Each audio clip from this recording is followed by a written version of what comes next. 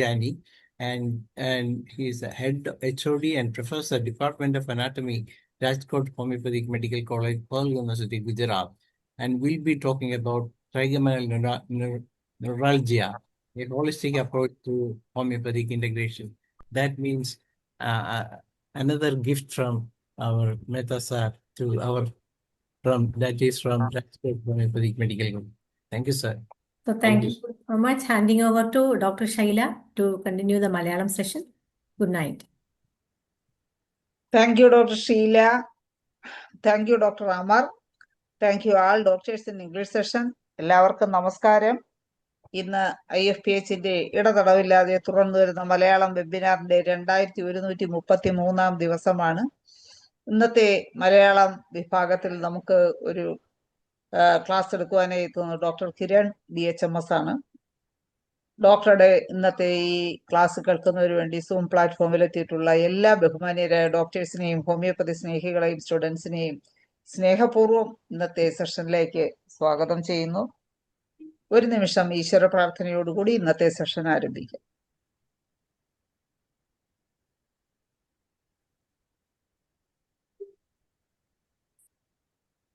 നന്ദി. ഡോക്ടർ കിരൺ ഇന്നെടുക്കുന്ന വിഷയം case taking മുതൽ പ്രിസ്ക്രിപ്ഷൻ വരെ യുവ ഡോക്ടർമാർ നേരിടുന്ന വെല്ലുവിളികൾ എന്നുള്ളതാണ് ഡോക്ടർ ഇന്നെടുക്കുന്ന വിഷയം. ഡോക്ടറെ ഇന്നത്തെ ക്ലാസ്സിലേക്ക് വളരെ സ്നേഹപൂർവ്വം ക്ഷണിക്കുന്നു. ഡോക്ടറെ നമുക്ക് ഇന്നത്തെ സെഷൻ ആരംഭിക്കാം. ഒരു മിനിറ്റ്. നമ്മുടെ ഈ ഡോക്ടർ കിരണിനെ നമുക്ക് എല്ലാവർക്കും സുപരിചിതമാണ്. കാരണം നമ്മുടെ IFBH വാർഷിക പരിപാടിയിൽ കിരൺ പങ്കെടുത്തിരുന്നു. ഒരു സെഷൻ നമ്മുടെ ട്രിവാൻഡ്രത്ത് വെച്ച് നടത്തിയിരുന്നു. അത് വളരെ നല്ല ഒരു ഇംഗ്ലീഷ് സെഷനായിരുന്നു. കോട്ടയം ഹോമിയോപ്പതിക് മെഡിക്കൽ കോളേജിൽ നിന്ന് പഠിച്ചിറങ്ങിയിട്ട് ഇപ്പോൾ 1.5 വർഷമേ ആയിട്ടുള്ളൂ. ട്രിവാൻഡ്രത്ത് ഒരു ഹോമിയോപ്പതിക് ഡോക്ടർ കൂടി പ്രാക്ടീസ് നടത്തുകയാണ്. ഈ വിവരങ്ങൾ നമുക്ക് അതിനകത്ത് എഴുതാൻ പറ്റിയില്ല, അതുകൊണ്ട് ഒന്ന് അറിയിക്കുകയാണ്. ഓക്കെ ധനേഷ് ഡോക്ടറെ, ഞാനും അതിനകത്ത് ഡിസ്ക്രിപ്ഷൻസ് ഒന്നും ഉണ്ടായിരുന്നില്ലാത്തത് കൊണ്ട് എനിക്ക് പറയാൻ കഴിഞ്ഞില്ല. എന്തായാലും വളരെ സന്തോഷം. ഡോക്ടർക്ക് ഇന്നത്തെ സെഷൻ തുടങ്ങാം. ഹലോ, കേൾക്കുന്നുണ്ടോ? കേക്കാം കാണാം. തുടങ്ങിക്കോ.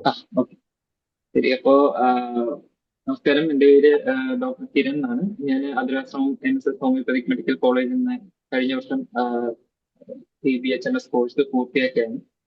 അപ്പോൾ ആദ്യമായിട്ട് തന്നെ ഞാൻ ഈ IFPHന്റെ ഒരു പ്ലാറ്റ്ഫോമിലേക്ക് എനിക്ക് ഇൻവിറ്റേഷൻ ഈ ഒരു പ്ലാറ്റ്ഫോമിലേക്ക് സംസാരിക്കാൻ വേണ്ടി എന്നെ ക്ഷണിച്ച ഡോക്ടർ ധനേഷ് സാറിനും അതുപോലെ തന്നെ ശൈല ഡോക്ടറിനും പിന്നെ അതുപോലെ തന്നെ IFPHലെ എല്ലാ ഭാരവാഹികളെയും നന്ദിയോടുകൂടി ഓർക്കുന്നു. അതുപോലെ തന്നെ ഇന്ന് ഈ സെഷനിലേക്ക് ഇവിടെ എത്തിയിരിക്കുന്ന എല്ലാ ആൾക്കാരെയും ഞാൻ എൻ്റെ നന്ദി അർപ്പിക്കുകയാണ്. പിന്നെ അപ്പൊ നമുക്ക് ടോപ്പിക്കിലേക്ക് കടക്കുന്ന ഒരു മിനിറ്റ് ഞാൻ സ്ക്രീൻ ഒന്ന് ഷെയർ ചെയ്തോട്ടെ.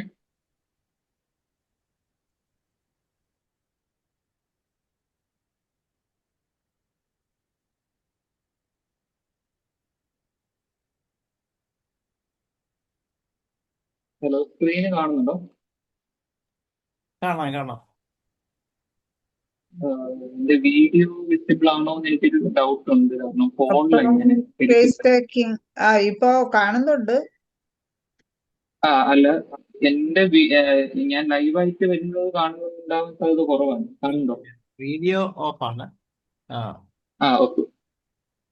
അത് ഫോണിലായതുകൊണ്ട് എനിക്ക് രണ്ടും കൂടെ പറ്റുന്നില്ല എന്ന് തോന്നുന്നു. ഓക്കെ, ഞാൻ ഇതിലേക്ക് കിടക്കട്ടെ. നമ്മുടെ ഈ സെഷനിലേക്ക് കിടക്കട്ടെ. ഹലോ, കേൾക്കുന്നുണ്ടോ? കാണുന്നുണ്ട്. കേക്കാം ഡോക്ടറെ, കേക്കാം. ഓക്കെ. അപ്പോ ഇന്നത്തെ ഈ ഒരു സെഷനിൽ ഞാൻ കേസ് ടേക്കിംഗ് തൊട്ട് പ്രിസ്ക്രിപ്ഷൻ വരെ നമ്മൾ ഇപ്പൊ ഇന്റേൺസ് ആയാലും നമ്മുടെ സ്റ്റുഡൻസ് ആയാലും ഒക്കെ ഫേസ് ചെയ്യുന്ന കുറെ ഇഷ്യൂസ്, അല്ലെങ്കിൽ ഞാൻ ഇന്റേൺഷിപ്പ് ചെയ്യുന്ന സമയത്ത് ഞാൻ ഫേസ് ചെയ്ത കുറെ ഇഷ്യൂസ് ആണ് ഞാൻ ഡിസ്കസ് ചെയ്യാൻ ഉദ്ദേശിക്കുന്നത്. ഇതിന് ഞാനൊരു സൊല്യൂഷൻ എന്നുള്ള രീതിയിൽ പറയുന്നില്ല. അത് നമുക്ക് ഡിസ്കഷൻ ടൈമിൽ ഒത്തിരി സീരിയസ് ആയിട്ടുള്ള ഡോക്ടേഴ്സ് നമ്മുടെ കൂടെ ഉണ്ട്. അപ്പൊ ഡോക്ടേഴ്സ് അവരുടെ അഭിപ്രായങ്ങൾ പറയണം എന്നാണ് എൻ്റെ ഒരു കാഴ്ചപ്പാട്. അപ്പോ ഇതിലേക്ക് പോകുമ്പോഴത്തേക്കും first of all a well taken case is half cure. നമ്മൾ പലയിടത്തും കേട്ട് പരിചയമായിട്ടുള്ള ഒരു കോട്ടാണ്. സോ ഞാൻ ഈ ടോപ്പിക്കിലേക്ക് വന്നതിന്റെ ഒരു പ്രധാനപ്പെട്ട കാരണം എന്ന് വെച്ച് കഴിഞ്ഞാല് നമ്മള് സ്റ്റുഡൻസ് അല്ലെങ്കിൽ ഇപ്പം ഇന്റേൺഷിപ്പ് ചെയ്യുന്ന ആൾക്കാർ നമുക്ക് ഓർഗനോണും മെറ്റാമെഡിക്കും ഒക്കെ നമ്മൾ ഈ 4-4.5 വർഷത്തോളം പഠിച്ചതിന് ശേഷം ഒരു ഡയറക്റ്റ് ഒരു പേഷ്യന്റിനെ അപ്രോച്ച് ചെയ്യുന്ന സമയത്ത് നമുക്ക് ഒരുപാട് കൺഫ്യൂഷൻസ് ഉണ്ടാവും. എവിടെ നിന്നാണ് നമ്മൾ ഈ കേസ് ടേക്കിംഗ് തുടങ്ങുക, എന്തൊക്കെ സിംറ്റംസ് ആണ് നമ്മൾ എടുക്കേണ്ടത്, എന്തൊക്കെ റൂബ്രിക്ക് നമ്മൾ ചൂസ് ചെയ്യണം, എങ്ങനെ ഒരു സിമിലിമത്തിലേക്ക് എത്തണം എന്നൊക്കെ ഭയങ്കര കൺഫ്യൂഷൻസ് ഉണ്ടാവും. അപ്പൊ ഇതിന് ഒരു പ്രധാനപ്പെട്ട കാരണമായിട്ട് ഞാൻ വിലയിരുത്തുന്നത് വെച്ചാല് നമ്മൾ ഒരു സ്റ്റുഡന്റിന്റെ ഒരു ലൈഫിൽ നിന്ന് ഒരു ക്ലിനിഷ്യൻ ആയിട്ട് മാറുന്ന ആ ഒരു ട്രാൻസ്ഫോർമേഷൻ സമയത്ത് നമുക്ക് കുറെ കൺഫ്യൂഷൻസ് ഉണ്ടാവാം. പിന്നെ അതുപോലെ തന്നെ നമ്മുടെ നോളജ് അത് ക്ലിനിക്കലി ഇപ്പൊ തിയറട്ടിക്കലായിട്ട് നമ്മൾ പഠിച്ച നോളജും പിന്നെ അതുപോലെ തന്നെ ക്ലിനിക്കലി അതെങ്ങനെ അപ്ലൈ ചെയ്യും എന്നുള്ള കുറച്ച് കൺഫ്യൂഷൻസ്, പിന്നെ അതുപോലെ തന്നെ പ്രിസ്ക്രൈബിങ്ങിൽ വരുന്ന ഒരു കോൺഫിഡൻസിന്റെ ഒരു കുറവ്, പിന്നെ അതുപോലെ തന്നെ എക്സ്പീരിയൻസിന്റെ കുറവ്, ഇതൊക്കെ ഒരു ഫാക്ടറാണ് നമുക്ക് ഈ ഒരു കൺഫ്യൂഷൻസിലേക്ക് എത്തുന്നതിന്റെ ഒരു ഫാക്ടറാണ്. അപ്പൊ ഞാൻ ഈ ഒരു സെഷനിൽ ഞാൻ മെയിൻ ആയിട്ട് ഉദ്ദേശിക്കുന്ന ഒരു 4 കണ്ടന്റിലൂടെയാണ് പോകുന്നത്. ഒന്നാമത്തേത് എങ്ങനെ കേസ് അല്ലെങ്കിൽ എന്താണ് കേസ് ടേക്കിംഗ് എന്നുള്ള ഒരു സെഷൻ, പിന്നെ അത് കഴിഞ്ഞിട്ട് ഒബ്ജക്റ്റീവ്സ് ഓഫ് കേസ് ടേക്കിംഗ്, അതിൽ ഏറ്റവും പ്രധാനപ്പെട്ട 3ാമത്തെ സെഷനാണ് ഞാൻ പറയാൻ ഉദ്ദേശിക്കുന്നത്, challenges faced by students and in homeopath. 4ാമത്തെ സെഷൻ എന്ന് പറഞ്ഞാൽ സ്റ്റുഡൻസും ഇന്ത്യൻസിന് എന്താണ് അവർക്ക് വേണ്ടത് എന്നുള്ളൊരു എന്റെ ഒരു കാഴ്ചപ്പാടാണ് ഞാൻ പറയാൻ ഉദ്ദേശിക്കുന്നത്. അപ്പോ നമ്മൾ സിമിലിമത്തിലേക്ക് എത്തുക എന്ന് പറഞ്ഞാല് അതൊരു റോഡ് മാപ്പ് ആയിട്ട് നമ്മൾ എടുത്തു കഴിഞ്ഞാൽ അതിന്റെ ഒരു സ്റ്റെപ്പ് ബൈ സ്റ്റെപ്പ് പ്രോസസ്സ്. ആദ്യത്തെ കേസ് ടേക്കിംഗ് ആണ്, രണ്ടാമത്തത് ആ കേസിനെ എങ്ങനെ അനലൈസ് ചെയ്യുന്നു, 3 റെപ്പട്രൈസേഷൻ, അത് കഴിഞ്ഞിട്ട് സിമിലിമം. ഇതാണ് ഒരു ബേസിക് റോഡ് മാപ്പ് എന്ന് പറയുന്നത്. അപ്പൊ കേസ് ടേക്കിങ്ങിനെ പറ്റി പറയുകയാണെങ്കിൽ നമുക്ക് കൂടുതലായിട്ടൊന്നും പറയാനില്ല. അതിൽ ഒരു systemic process of taking totality of symptoms of patient, പേഷ്യന്റിന്റെ ടോട്ടാലിറ്റി നമ്മൾ എത്തുന്ന ഒരു സിസ്റ്റമാറ്റിക് പ്രോസസ്സിനെയാണ് കേസ് ടേക്കിംഗ് എന്ന് പറയുന്നത്. അപ്പോ അതില് നമ്മൾ ഒരു പേഷ്യന്റിന്റെ ഹിസ്റ്ററി അല്ലെങ്കിൽ പേഷ്യന്റിന്റെ ഡിസീസിന്റെ ഹിസ്റ്ററി മാത്രം എടുക്കാതെ ആ patient as an individual totally consider ചെയ്തുകൊണ്ടാണ് കേസ് ടേക്കിംഗ് നമ്മൾ ഉൾക്കൊള്ളിക്കുന്നത്. അത് അപ്പോർസം 83 to 104 നമ്മുടെ മാസ്റ്റർ ഹനുമാൻ വളരെ ഭംഗിയായിട്ട് എങ്ങനെയൊക്കെ കേസ് ടേക്കിങ്ങിലേക്ക് അപ്രോച്ച് ചെയ്യണമെന്ന് പറയുന്നുണ്ട്. ഇനി അതിന്റെ ഒബ്ജക്റ്റീവ്സ് നമ്മൾ നോക്കുകയാണെങ്കിൽ ഒന്നാമത് ആ ഒരു പേഷ്യന്റിന്റെ ട്രസ്റ്റ് ഒബ്റ്റെയിൻ ചെയ്യുക എന്നുള്ളതാണ്. രണ്ടാമത്തെ ഒരു ഒബ്ജക്റ്റീവ് എന്ന് പറഞ്ഞാല് ആ ഡിസീസിന്റെ സ്റ്റോറി എന്താണ്, എങ്ങനെ ആ ഡിസീസ് ഉണ്ടായി, ആ പേഷ്യന്റിലേക്ക് എങ്ങനെ ഡിസീസ് വന്നു, അതിന്റെ ഹിസ്റ്ററി, പിന്നെ ആ ഡിസീസിന്റെ എവല്യൂഷനും ഒക്കെ മനസ്സിലാക്കുക എന്നുള്ളതാണ്. മൂന്നാമതൊരു ഒബ്ജക്റ്റീവ് എന്ന് പറഞ്ഞാല് പേഷ്യന്റിന്റെ ഇൻഡിവിജ്വാലിറ്റി മനസ്സിലാക്കുക എന്നുള്ളതാണ്. നാലാമത്തെ ഒരു ഒബ്ജക്റ്റീവ് മെയിൻറ്റെയിനിങ് കോസ്, എന്താണ് ആ പേഷ്യന്റിന് ഡിസീസ് മാറാതെ മെയിൻറ്റെയിൻ ചെയ്തുകൊണ്ടിരിക്കുന്ന ആ ഒരു കോസ് എന്താണെന്ന് മനസ്സിലാക്കുക. പിന്നെ ക്യാരക്ടറിസ്റ്റിക് സിംറ്റംസ് മനസ്സിലാക്കുക. പിന്നെ അതുപോലെ തന്നെ ഫോളോ അപ്പിനും മെഡിസിൻ സെലക്ഷനും ഒക്കെ വേണ്ടിയിട്ട് നമ്മളൊരു ബേസ് ലൈന് ആയിട്ട് മാറുന്നത് ഈ ഒരു കേസ് ടേക്കിംഗ് ആണ്. സോ ചലഞ്ചസിലേക്ക് പോവുകയാണെങ്കിൽ നമുക്ക് ഏറ്റവും കൂടുതൽ ചലഞ്ചസ് അനുഭവിക്കുന്ന ഒരു ഏരിയ എന്തൊക്കെയാണ് എന്ന് നോക്കിയാൽ, ഒന്ന് കേസ് ടേക്കിംഗ് ഇറ്റ്സെൽഫ് ഒരു ചലഞ്ചിങ് ആയിട്ടുള്ള സംഭവം. രണ്ടാമത്തെ വെച്ചാൽ റെപ്പട്രൈസേഷൻ, എങ്ങനെ പ്രോപ്പറായിട്ട് റെപ്പട്രൈസേഷൻ ചെയ്യാം. മൂന്നാമത്തെ വെച്ചാൽ എന്ത് മെഡിസിൻ പ്രിസ്ക്രൈബ് ചെയ്യും എന്നുള്ളൊരു കൺഫ്യൂഷൻ. ഇതിൽ ഏറ്റവും കൂടുതൽ ചലഞ്ചിങ് ആയിട്ട് വരുന്നത് നമുക്കൊരു ക്ലിനിക്കൽ റീസണിങ് ആണ്. എന്തുകൊണ്ട് നമ്മൾ ആ മെഡിസിൻ സെലക്ട് ചെയ്തു, അല്ലെങ്കിൽ എന്തുകൊണ്ട് നമ്മൾ ആ പേഷ്യന്റിന് ഈ മെഡിസിനിലേക്ക് എത്തി എന്നുള്ള ക്ലിനിക്കൽ റീസണിങ് ചെയ്യാൻ പറ്റാതെ പോകുന്ന അവസ്ഥ പലപ്പോഴും ഈ ഇന്റേൺസിന്റെ ഇടയിലായാലും ഒക്കെ ഉണ്ടാവാൻ സാധ്യതയുള്ള ഒരു കാര്യമാണ്. അപ്പൊ അതിൽ ആദ്യത്തെ കാര്യം എന്ന് വെച്ച് കഴിഞ്ഞാൽ lack of proper knowledge about case taking. ഒരു കേസ് ടേക്കിനെ പറ്റി ഒരു പ്രോപ്പർ നോളജ് ഇല്ലാതെ പോകുന്ന അവസ്ഥ. അതായത് നമ്മളിപ്പോ ഇന്റേൺഷിപ്പിന്റെ സമയത്ത് അല്ലെങ്കിൽ നമ്മൾ പഠിച്ചുകൊണ്ടിരിക്കുന്ന സമയത്ത് നോക്കിക്കഴിഞ്ഞാൽ ഓരോ ഡിപ്പാർട്ട്മെന്റിലും ഓരോ രീതിക്കായിരിക്കും കേസ് ടേക്കിംഗ് പറയുക. ഇപ്പൊ ഓർഗനോ ഡിപ്പാർട്ട്മെന്റിൽ ഒരു രീതിക്കായിരിക്കും അവരുടെ കേസ് പെർഫോമർ, മെറ്റീരിയ ഡിപ്പാർട്ട്മെന്റിൽ വേറൊരു രീതിക്കായിരിക്കും അവരുടെ കേസ് പെർഫോമർ. അപ്പോൾ അത് ഓരോ സബ്ജക്റ്റിന്റെയും ഇമ്പോർട്ടൻസ് അനുസരിച്ചിട്ടാണ് അവർ പറയുന്നത്. പക്ഷെ നമ്മളൊരു ഔട്ട്സൈഡിലേക്ക് അല്ലെങ്കിൽ പുറത്തൊരു പേഷ്യന്റിനെ നമ്മൾ അപ്രോച്ച് ചെയ്യുന്ന സമയത്ത് എങ്ങനെ നമുക്ക് ഇതിൽ ഏത് ക്ലിനിക്കൽ പെർഫോം അല്ലെങ്കിൽ ഏത് കേസ് പെർഫോമർ നമുക്ക് എടുക്കണം എന്നുള്ളൊരു കൺഫ്യൂഷൻ അത് പലപ്പോഴും വരാറുണ്ട്. പിന്നെ മറ്റൊരു കാര്യം എന്ന് പറഞ്ഞാൽ ഇതൊരു ലോങ് ഒരു പ്രോസസ് ആണ് കേസ് ടേക്കിംഗ് എന്ന് പറയുന്നത്. അപ്പൊ അതിൽ ഒരുപാട് സബ് ഹെഡിങ്സും കാര്യങ്ങളും ഒക്കെ വരും. അപ്പൊ ഈ ഇത്രയും പെർഫോമൻസ് നമുക്ക് ഓർമ്മിച്ച് വെക്കാനുള്ള ഒരു ബുദ്ധിമുട്ട് പൊതുവെ സ്റ്റുഡൻസിന്റെ ഇടയിലാണ് അത്തരത്തിലുള്ള ഒരു ബുദ്ധിമുട്ട് നമ്മൾ കണ്ടുവരുന്നത്. പിന്നെ അതുപോലെ തന്നെ പ്രോപ്പർ വേ ഓഫ് കേസ് ടേക്കിങ്ങിൽ ആ ഒരു കൺഫ്യൂഷൻ ഉണ്ടാവുക, എവിടെ എന്ത് ചോദിക്കണം, എങ്ങനെ ചോദിക്കണം എന്നൊരു കൺഫ്യൂഷൻ ഉണ്ടാവുക. പിന്നെ അടുത്തൊരു ബുദ്ധിമുട്ടെന്ന് പറഞ്ഞാല് കേസ് ടേക്കിങ്ങിനെ എങ്ങനെ അപ്രോച്ച് ചെയ്യണം. അതായത് ഇപ്പൊ സൈക്കാട്രിക് കേസ് ഉണ്ടാവും, പീഡിയാട്രിക് കേസ് ഉണ്ടാവും, അങ്ങനെ കോംപ്ലിക്കേറ്റഡ് ആയിട്ടുള്ള കുറെ കേസസ് വരുന്ന സമയത്ത് ആ കേസിനെ നമ്മൾ എങ്ങനെ അപ്രോച്ച് ചെയ്യും എന്നുള്ളൊരു ബുദ്ധിമുട്ട്. അടുത്ത രണ്ടാമത്തെ ഒരു ബുദ്ധിമുട്ട് പറയുന്നത് വെച്ചാല് patient does not tell the symptoms അല്ലെങ്കിൽ സ്റ്റോറി സിസ്റ്റമാറ്റിക്കലി. ആ പേഷ്യന്റ് നമുക്ക് ഒരിക്കലും ഒരു കറക്റ്റ് എക്സാക്ട്ലി എങ്ങനെയാണോ നമ്മൾ ആ കേസ് പെർഫോമിൽ പറയുന്നത് അതുപോലെ സിംറ്റംസ് ഒരിക്കലും നമുക്ക് പറയുന്നത്. അപ്പൊ അവിടെ വരുമ്പോഴത്തേക്കും നമുക്ക് പലപ്പോഴും പല സിംറ്റംസും വിട്ടുപോവുകയും കൺഫ്യൂഷൻ വരികയൊക്കെ ചെയ്യുന്ന, അല്ലെങ്കിൽ വീണ്ടും റിപ്പീറ്റ് ആയിട്ട് ചോദിക്കേണ്ട അവസ്ഥ വരികയൊക്കെ ചെയ്യുന്ന സാഹചര്യങ്ങൾ ഉണ്ടാവും. പേഷ്യന്റ് ഇപ്പൊ ചിലപ്പോൾ തലവേദനയായിട്ട് തുടങ്ങി, അല്ലെങ്കിൽ അലർജിക് റൈനൈറ്റിസ് ഉണ്ടെന്ന് പറഞ്ഞിട്ട് പലപ്പോഴും ഹിസ്റ്ററിയിലോട്ടൊക്കെ ഡീവേറ്റ് ചെയ്ത് പോവുക ചെയ്യാം. അപ്പൊ അങ്ങനെ വരുന്ന സമയത്ത് നമുക്ക് അവരെ എങ്ങനെ തിരിച്ചു കൊണ്ടുവരും, അല്ലെങ്കിൽ ആ കേസിലേക്ക് നമുക്ക് എങ്ങനെ കൊണ്ടുവരും എന്നുള്ളൊരു ഐഡിയ ഇല്ലാതെ പോകുന്ന ഡിഫിക്കൽട്ടീസ് ഉണ്ടാവാറുണ്ട്. അടുത്തെന്ന് പറഞ്ഞാൽ സിംറ്റംസ് കിട്ടാനുള്ള ഒരു ഡിഫിക്കൽട്ടിയാണ്. ഇപ്പം പലപ്പോഴും പല പേഷ്യന്റ് ഇപ്പൊ ഈ അലർജിക് റൈനൈറ്റിസ് എന്നുള്ള ഒരു ഒറ്റ രീതിയിൽ അവര് തന്നെ ഡയഗ്നോസ് ചെയ്ത്, അല്ലെങ്കിൽ പലർക്കും നിന്നും ഡയഗ്നോസിസ് കിട്ടിക്കൊണ്ട് നമ്മൾ ഇങ്ങനെ വരികയായിരുന്നു. അപ്പൊ ബാക്കി സിംറ്റംസ് ഒന്നും നമുക്ക് ചിലപ്പം കിട്ടിക്കൊള്ളണമെന്നില്ല. പിന്നെ ഉള്ളൊരു ബുദ്ധിമുട്ട് എന്ന് പറഞ്ഞാൽ hypochondriac and sensitive patient. Aphorism 96 Hahnemann quote ചെയ്തിട്ടുണ്ട് ഹൈപ്പോകോൺഡ്രിയക് ആൻഡ് സെൻസിറ്റീവ് പേഷ്യന്റ്. അപ്പൊ അവരുടെ അടുത്ത് നിന്ന് ചിലപ്പോൾ എക്സാജറേറ്റഡ് ആയിട്ടുള്ള സിംറ്റംസ് ആയിരിക്കും നമുക്ക് പലപ്പോഴും കിട്ടുക. അപ്പൊ അത് നമുക്ക് കേസിലേക്ക് ഇൻകോപ്പറേറ്റ് ചെയ്യണോ വേണ്ടയോ എന്ന് മനസ്സിലാക്കാൻ പറ്റാത്ത അവസ്ഥ പലപ്പോഴും ഇന്റേൺസിന്റെ ഇടയിലൊക്കെ ഉണ്ടാവാറുണ്ട്. പിന്നെ അതുപോലെ തന്നെ ഫോൾസ് മോഡസി. ഇപ്പൊ നമ്മൾ ഫോളോ അപ്പ് എടുക്കുന്ന സമയത്ത് ആ പേഷ്യന്റ് ചിലപ്പോൾ ഫോൾസ് മോഡസ്ലി ആയിട്ട് നമ്മളെ തൃപ്തിപ്പെടുത്താൻ വേണ്ടിയിട്ട് ഇപ്പം കൂടുതലും ഈ വയസ്സായ ആൾക്കാർക്ക് അങ്ങനെ പറയാറുണ്ട് കുറവുണ്ട് എന്നുള്ള രീതിയിൽ. പക്ഷെ അത് നമുക്ക് ശരിക്കും കുറവുണ്ടോ അല്ലെങ്കിൽ പഴയതിൽ നിന്നും വ്യത്യാസം ഉണ്ടോ എന്നൊക്കെ മനസ്സിലാക്കാൻ പറ്റാത്ത അവസ്ഥ പലപ്പോഴും ഇന്റേൺഷിപ്പ് പീരീഡിലൊക്കെ ഉണ്ടാവാറുണ്ട്. അതുപോലെ തന്നെ പേഷ്യന്റ് ഇന്ററപ്റ്റ് ചെയ്യാതെ നമുക്ക് കേസ് എടുക്കാൻ, അത് തുടക്കത്തിൽ നമ്മൾ കേസ് എടുക്കുന്ന സമയത്ത് പലപ്പോഴും നമ്മൾ അനുഭവിക്കുന്ന ഒരു ബുദ്ധിമുട്ടാണ്. പേഷ്യന്റിനെ ഇന്ററപ്റ്റ് ചെയ്യാതെ എങ്ങനെ കേസ് എടുക്കുക എന്ന് മനസ്സിലാക്കാൻ പറ്റാത്ത ഒരു അവസ്ഥ. അടുത്തൊരു ബുദ്ധിമുട്ട് വരുന്നത് ലീഡിങ് ക്വസ്റ്റ്യൻസ് ചോദിക്കുന്ന ഒരു സാഹചര്യം ഉണ്ടാകുമ്പോഴത്തേക്കാണ്. അതായത് നമുക്ക് പലപ്പോഴും എങ്ങനെ ക്വസ്റ്റ്യൻസ് ഫ്രെയിം ചെയ്യണം, എങ്ങനെ നമുക്ക് ആ പേഷ്യന്റിന്റെ അടുത്ത് ചോദ്യങ്ങൾ കൺസ്ട്രക്ട് ചെയ്ത് ചോദിക്കണം എന്നുള്ള ഒരു ഐഡിയ ഇല്ലാതെ പോകുന്ന അവസ്ഥയാണ്. അപ്പൊ പലപ്പോഴും നമ്മൾ ഡയറക്റ്റ് ക്വസ്റ്റ്യൻസും അതുപോലെ ലീഡിങ് ക്വസ്റ്റ്യൻസും ഒക്കെ ചോദിക്കുന്ന സാഹചര്യങ്ങൾ പലപ്പോഴും ഉണ്ടാവും. ലൈക്ക് ഇപ്പൊ നമ്മൾ സ്വീറ്റ്സ് ഇഷ്ടമാണോ എന്ന് അങ്ങനെ ഒരു ഡയറക്റ്റ് രീതിയിൽ ചിലപ്പം പേഷ്യന്റ് അടുത്ത് ഇങ്ങനെ ചോദിച്ചു പോകും. അപ്പൊ അത് എങ്ങനെ നമുക്കതിനെ മാറ്റി പേഷ്യന്റിൽ നിന്നും ഒരു ലീഡിങ് ക്വസ്റ്റ്യൻ ഫോം ചെയ്യാതെ നമുക്ക് എങ്ങനെ ചോദിക്കാം എന്നുള്ള ഒരു ഐഡിയ ഇല്ലാതെ വരുന്ന ഒരു അവസ്ഥ പലപ്പോഴും നമ്മൾ ഇന്റേൺഷിപ്പ് പീരീഡിലും അതുപോലെ തന്നെ പുതുതായിട്ട് നമ്മളൊരു ക്ലിനിക്ക് തുടങ്ങുന്ന സമയത്തൊക്കെ ആയാലും നമുക്ക് ഫേസ് ചെയ്യേണ്ടി വരുന്ന ഒരു ഇതാണ്. പിന്നെ അതുപോലെ തന്നെ പലപ്പോഴും നമ്മൾ ഇത്തരത്തില് ലീഡിങ് ക്വസ്റ്റ്യൻ ആയി പോകുമോ എന്നുള്ളൊരു ഓവർ കോൺഷ്യസും വെച്ചുകൊണ്ട് ചിലപ്പോൾ പലപ്പോഴും പല ക്വസ്റ്റ്യൻസും ചോദിക്കാതിരിക്കുന്ന അവസ്ഥയും ഉണ്ടാവാൻ സാധ്യതയുണ്ട്.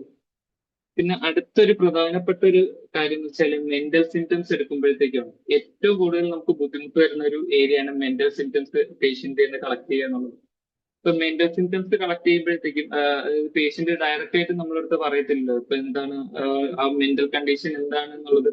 പലപ്പോഴും പേഷ്യന്റ് ഡയറക്റ്റ് ആയിട്ട് നമ്മളടുത്ത് ഒരിക്കലും അത് പറയത്തില്ല. അപ്പൊ അതുപോലെ തന്നെ നമ്മൾ ഇന്റേൺഷിപ്പിന്റെ പീരീഡിൽ പലപ്പോഴും നമ്മൾ ഈ റൊട്ടേഷൻ വരുന്ന സമയത്ത് ഇപ്പൊ ഒരു പേഷ്യന്റിനെ ചിലപ്പോൾ ഒരു പ്രാവശ്യം മാത്രമേ കേസ് എടുക്കാൻ പറ്റുള്ളൂ. അപ്പോൾ ആ പേഷ്യന്റുമായിട്ട് നമുക്കൊരു റാപ്പ് ഒരിക്കലും പെട്ടെന്ന് ഉണ്ടാക്കാൻ പറ്റിയെന്ന് വരത്തില്ല. അപ്പൊ അതുകൊണ്ട് തന്നെ മെന്റൽ സിംറ്റംസ് അവിടെ നമുക്ക് കറക്റ്റ് കിട്ടുകയില്ല പലപ്പോഴും. പിന്നെ അതുപോലെ തന്നെ പേഷ്യന്റ് അടുത്ത് നമുക്ക് ആ ഒരു ട്രസ്റ്റ് ബിൽഡ് ചെയ്യാൻ പറ്റാത്ത അവസ്ഥ. പിന്നെ അതുപോലെ തന്നെ lack of knowledge selecting mental rubrics. ഇപ്പൊ നമ്മൾ കെന്റ് റെപ്പർട്ടറി നമ്മൾ നോക്കിക്കഴിഞ്ഞാൽ അത് ഏകദേശം 527 മൈൻഡ് റൂബ്രിക്സോളം ആണ് ഉള്ളത്. അപ്പൊ അതിൽ നമ്മൾ പലപ്പോഴും ഉപയോഗിക്കുന്നത് മൈൻഡ് റീസ്ലിംഗ് അല്ലെങ്കിൽ മൈൻഡ് ഡിസൈർ സോൾട്യൂഡ് അവേർഷൻ കമ്പനി, ഇങ്ങനെ വളരെ ചുരുക്കം റൂബ്രിക്സ് മാത്രമാണ് നമ്മൾ മെന്റൽ സിംറ്റത്തിൽ പലപ്പോഴും എടുക്കുക. അത് കറക്റ്റ് ആയിട്ടുള്ള ഒരു മെന്റൽ സിംറ്റംസ് കിട്ടാതെ വരുമ്പോഴത്തേക്കുള്ള ഒരു പ്രശ്നമാണ്.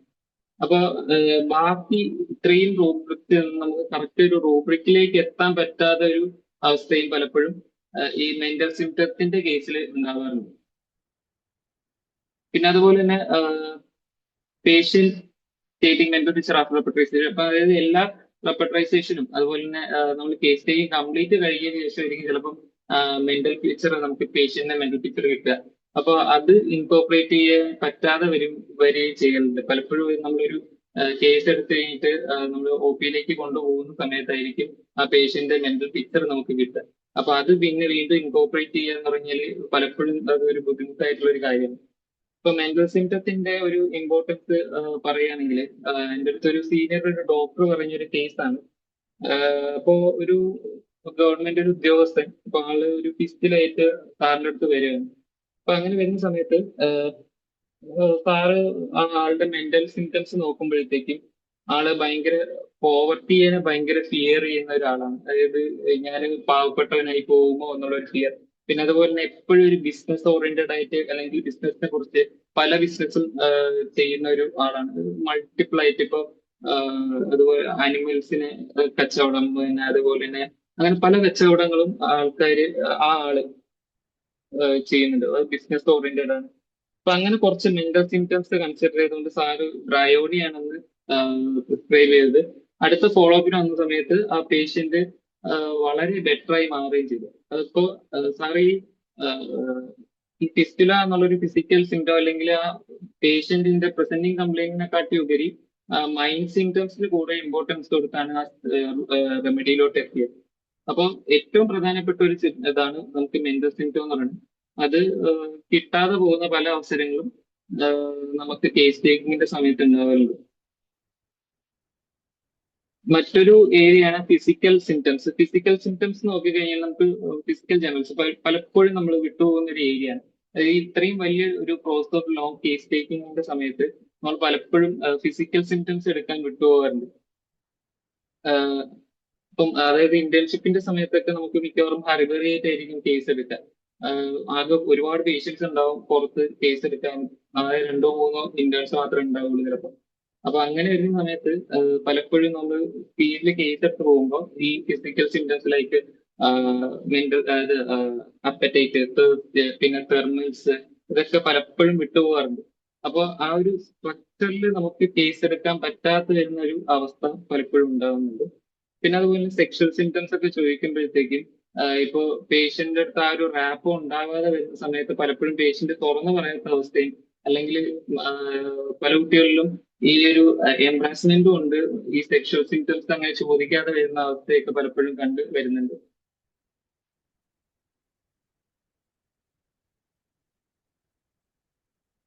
അടുത്ത വേറൊരു ഏരിയയാണ് പുവർ ഡോക്യുമെന്റേഷൻ. അതായത് നമ്മൾ ഇപ്പൊ പേഷ്യന്റ് നമ്മൾ അഫോർസബിൾ പറയും പോലെ, അനിമൽ അഫോർസബിൾ പറയും പോലെ നമ്മൾ പേഷ്യന്റിനെ ഇന്ററപ്റ്റ് ചെയ്യാതെ നമ്മൾ ആ കേസ് കംപ്ലീറ്റ്ലി കേട്ടുകൊണ്ടിരിക്കുക. കേട്ട് കഴിഞ്ഞതിന് ശേഷം നമ്മൾ അത് ഡോക്യുമെന്റ് ചെയ്യാൻ പലപ്പോഴും വിട്ടുപോകുന്ന അവസ്ഥ പലപ്പോഴും നമുക്കുണ്ടാവും.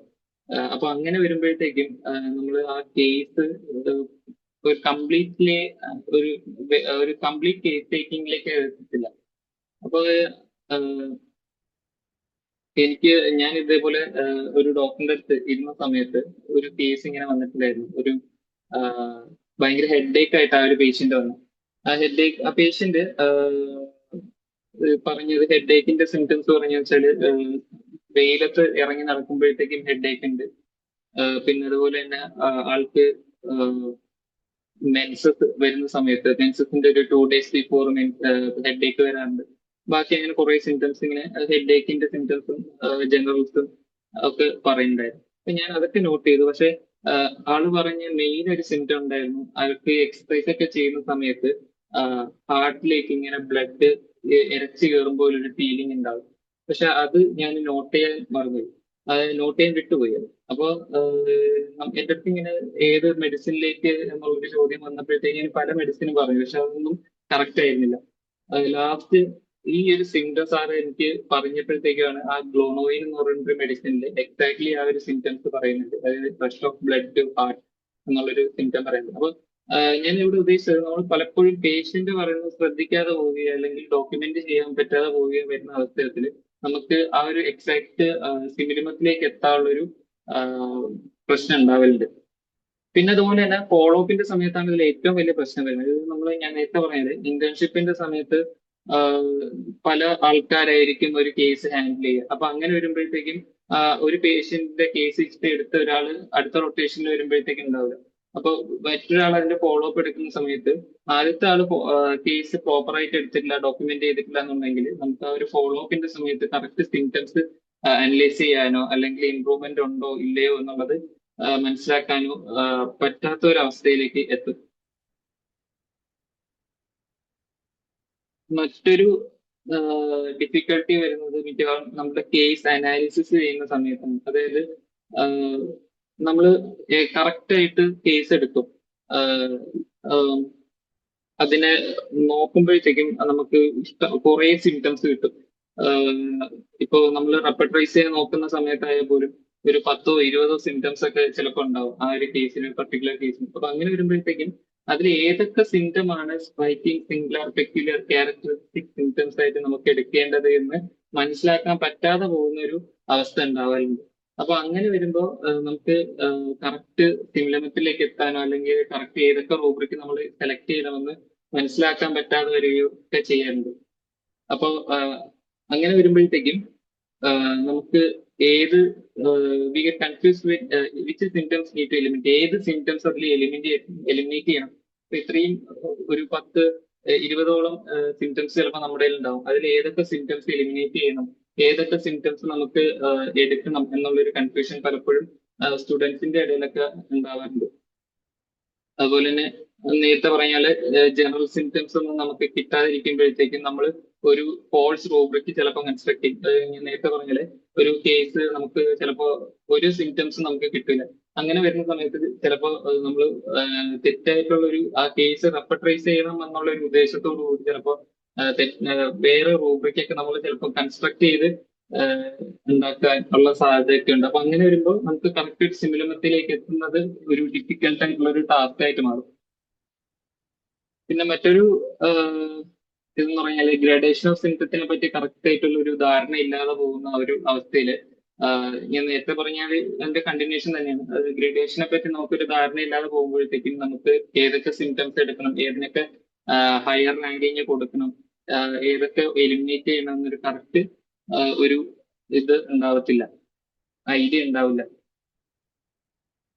പിന്നെ മറ്റൊരു ഡിഫിക്കൽട്ടി വരുന്ന ഏരിയയാണ് സെലക്ഷൻ ഓഫ് റോങ് റൂബ്രിക്. അതായത് നേരത്തെ പറഞ്ഞാലും നമ്മൾ തെറ്റായിട്ട് ഒരു കേസിനെ ഇന്റർപ്രറ്റ് ചെയ്യുന്ന സമയത്ത് ആ ഒരു കേസിന്റെ റൂബ്രിക്ക് റോങ് ആയിട്ടുള്ള റൂബ്രിക്കിലേക്ക് എത്തും. അതായത് പ്രോപ്പർ റൂബ്രിക്ക് നമുക്ക് ഫൈൻഡ് ചെയ്യാൻ പറ്റാത്ത ഒരു അവസ്ഥ ഉണ്ടാവും. പിന്നെ അതുപോലെ തന്നെ lack of knowledge in repertory and proper method of repertorization. എങ്ങനെ നമുക്ക് റെപ്പർട്ടറൈസേഷൻ ചെയ്യണമെന്ന് പ്രോപ്പറായിട്ട് അറിയില്ല എന്ന അറിവുണ്ടാവത്തില്ല ചിലപ്പോൾ. പ്രത്യേകിച്ചും ഈ സ്റ്റുഡൻസിനൊക്കെ നമുക്ക് 3 റെപ്പർട്ടറീസ് ആണ് മെയിൻ ബേസിക്കലി നമ്മൾ കോളേജിലൊക്കെ ഫോളോ ചെയ്യുന്നത്, TPB, കെന്റ്, BBC. അപ്പൊ ഈ 3 റെപ്പർട്ടറീസിലും ഏത് റെപ്പർട്ടറി ഏത് കേസിന് എടുക്കണം എന്നുള്ളൊരു കറക്റ്റ് ധാരണ ഇല്ലാതെ വരുന്ന അവസരത്തിൽ നമുക്ക് റെപ്പർട്ടറൈസേഷൻ ഒരു ഡിഫിക്കൽട്ട് ടാസ്ക് ആയിട്ട് തന്നെ നിൽക്കുക. പിന്നെ അതുപോലെ ഇപ്പൊ നമ്മൾ ഒരു സോഫ്റ്റ്വെയർ ഉപയോഗിക്കുകയാണെങ്കിൽ പോലും അതിൽ ഒരുപാട് റെപ്പർട്ടറീസ് ഉണ്ട്. അപ്പൊ അതിൽ ഏതൊക്കെ റെപ്പർട്ടറീസ്, എങ്ങനത്തെ കേസിന് ഏതൊക്കെ റെപ്പർട്ടറീസ് ഉപയോഗിക്കണം എന്നുള്ളൊരു ഐഡിയ ഇല്ലാതെ വരുമ്പോഴത്തേക്കും ചിലപ്പോൾ നമ്മൾ എടുക്കുന്ന റൂബ്രിക്സും തെറ്റാവാം, അല്ലെങ്കിൽ നമുക്ക് ആ റൂബ്രിക്സ് വഴി കിട്ടുന്ന മെഡിസിൻസും തെറ്റായുള്ള രീതിയിലുള്ള ഇന്റർപ്രിട്ടേഷൻ ആയിരിക്കും കിട്ടുക. മറ്റൊരു ഡിഫിക്കൽട്ടി എന്ന് പറഞ്ഞാല് ടേക്കിംഗ് വെരി ഫസ്റ്റ് റെമഡി. ഇപ്പൊ നമ്മൾ കേസ് നല്ല പെർഫെക്റ്റ് ആയിട്ടൊരു കേസ് ടേക്കിങ്ങിലൂടെ കേസ് എടുത്തു, അനലൈസ് ചെയ്തു, റെപ്പർട്ടറൈസ് ചെയ്തു. ആ റെപ്പർട്ടറൈസ് ചെയ്തപ്പോഴത്തേക്കും നമുക്കൊരു ഗ്രൂപ്പ് ഓഫ് മെഡിസിൻസ് ആയിരിക്കും കിട്ടുക. അപ്പൊ പലപ്പോഴും നമ്മൾ ചെയ്തു വരുന്ന ഒരു മിസ്റ്റേക്ക് ആണ് ഏറ്റവും ഫസ്റ്റ് റെമഡി എടുക്കുക എന്നുള്ളത്. അപ്പൊ ഒരു കേസിൽ ഇപ്പൊ എന്റെ അടുത്ത് എനിക്ക് സാറ് പറയുന്ന ഒരു കേസ് ഉണ്ട്. അപ്പൊ ആ കേസിൽ ആള് ഭയങ്കര ഒരു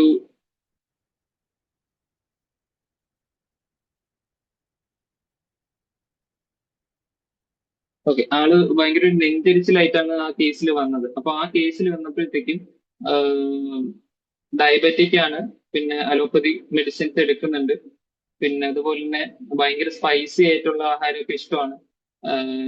മെന്റൽ സിംറ്റംസ് നോക്കുമ്പോഴത്തേക്കും ഒരു ആളോട് ഒരു വിരോധം അയാൾക്ക് തോന്നിക്കഴിഞ്ഞാൽ ആള് അത് മറക്കില്ല, എപ്പോഴും മനസ്സിലിട്ടുകൊണ്ട് നടക്കും.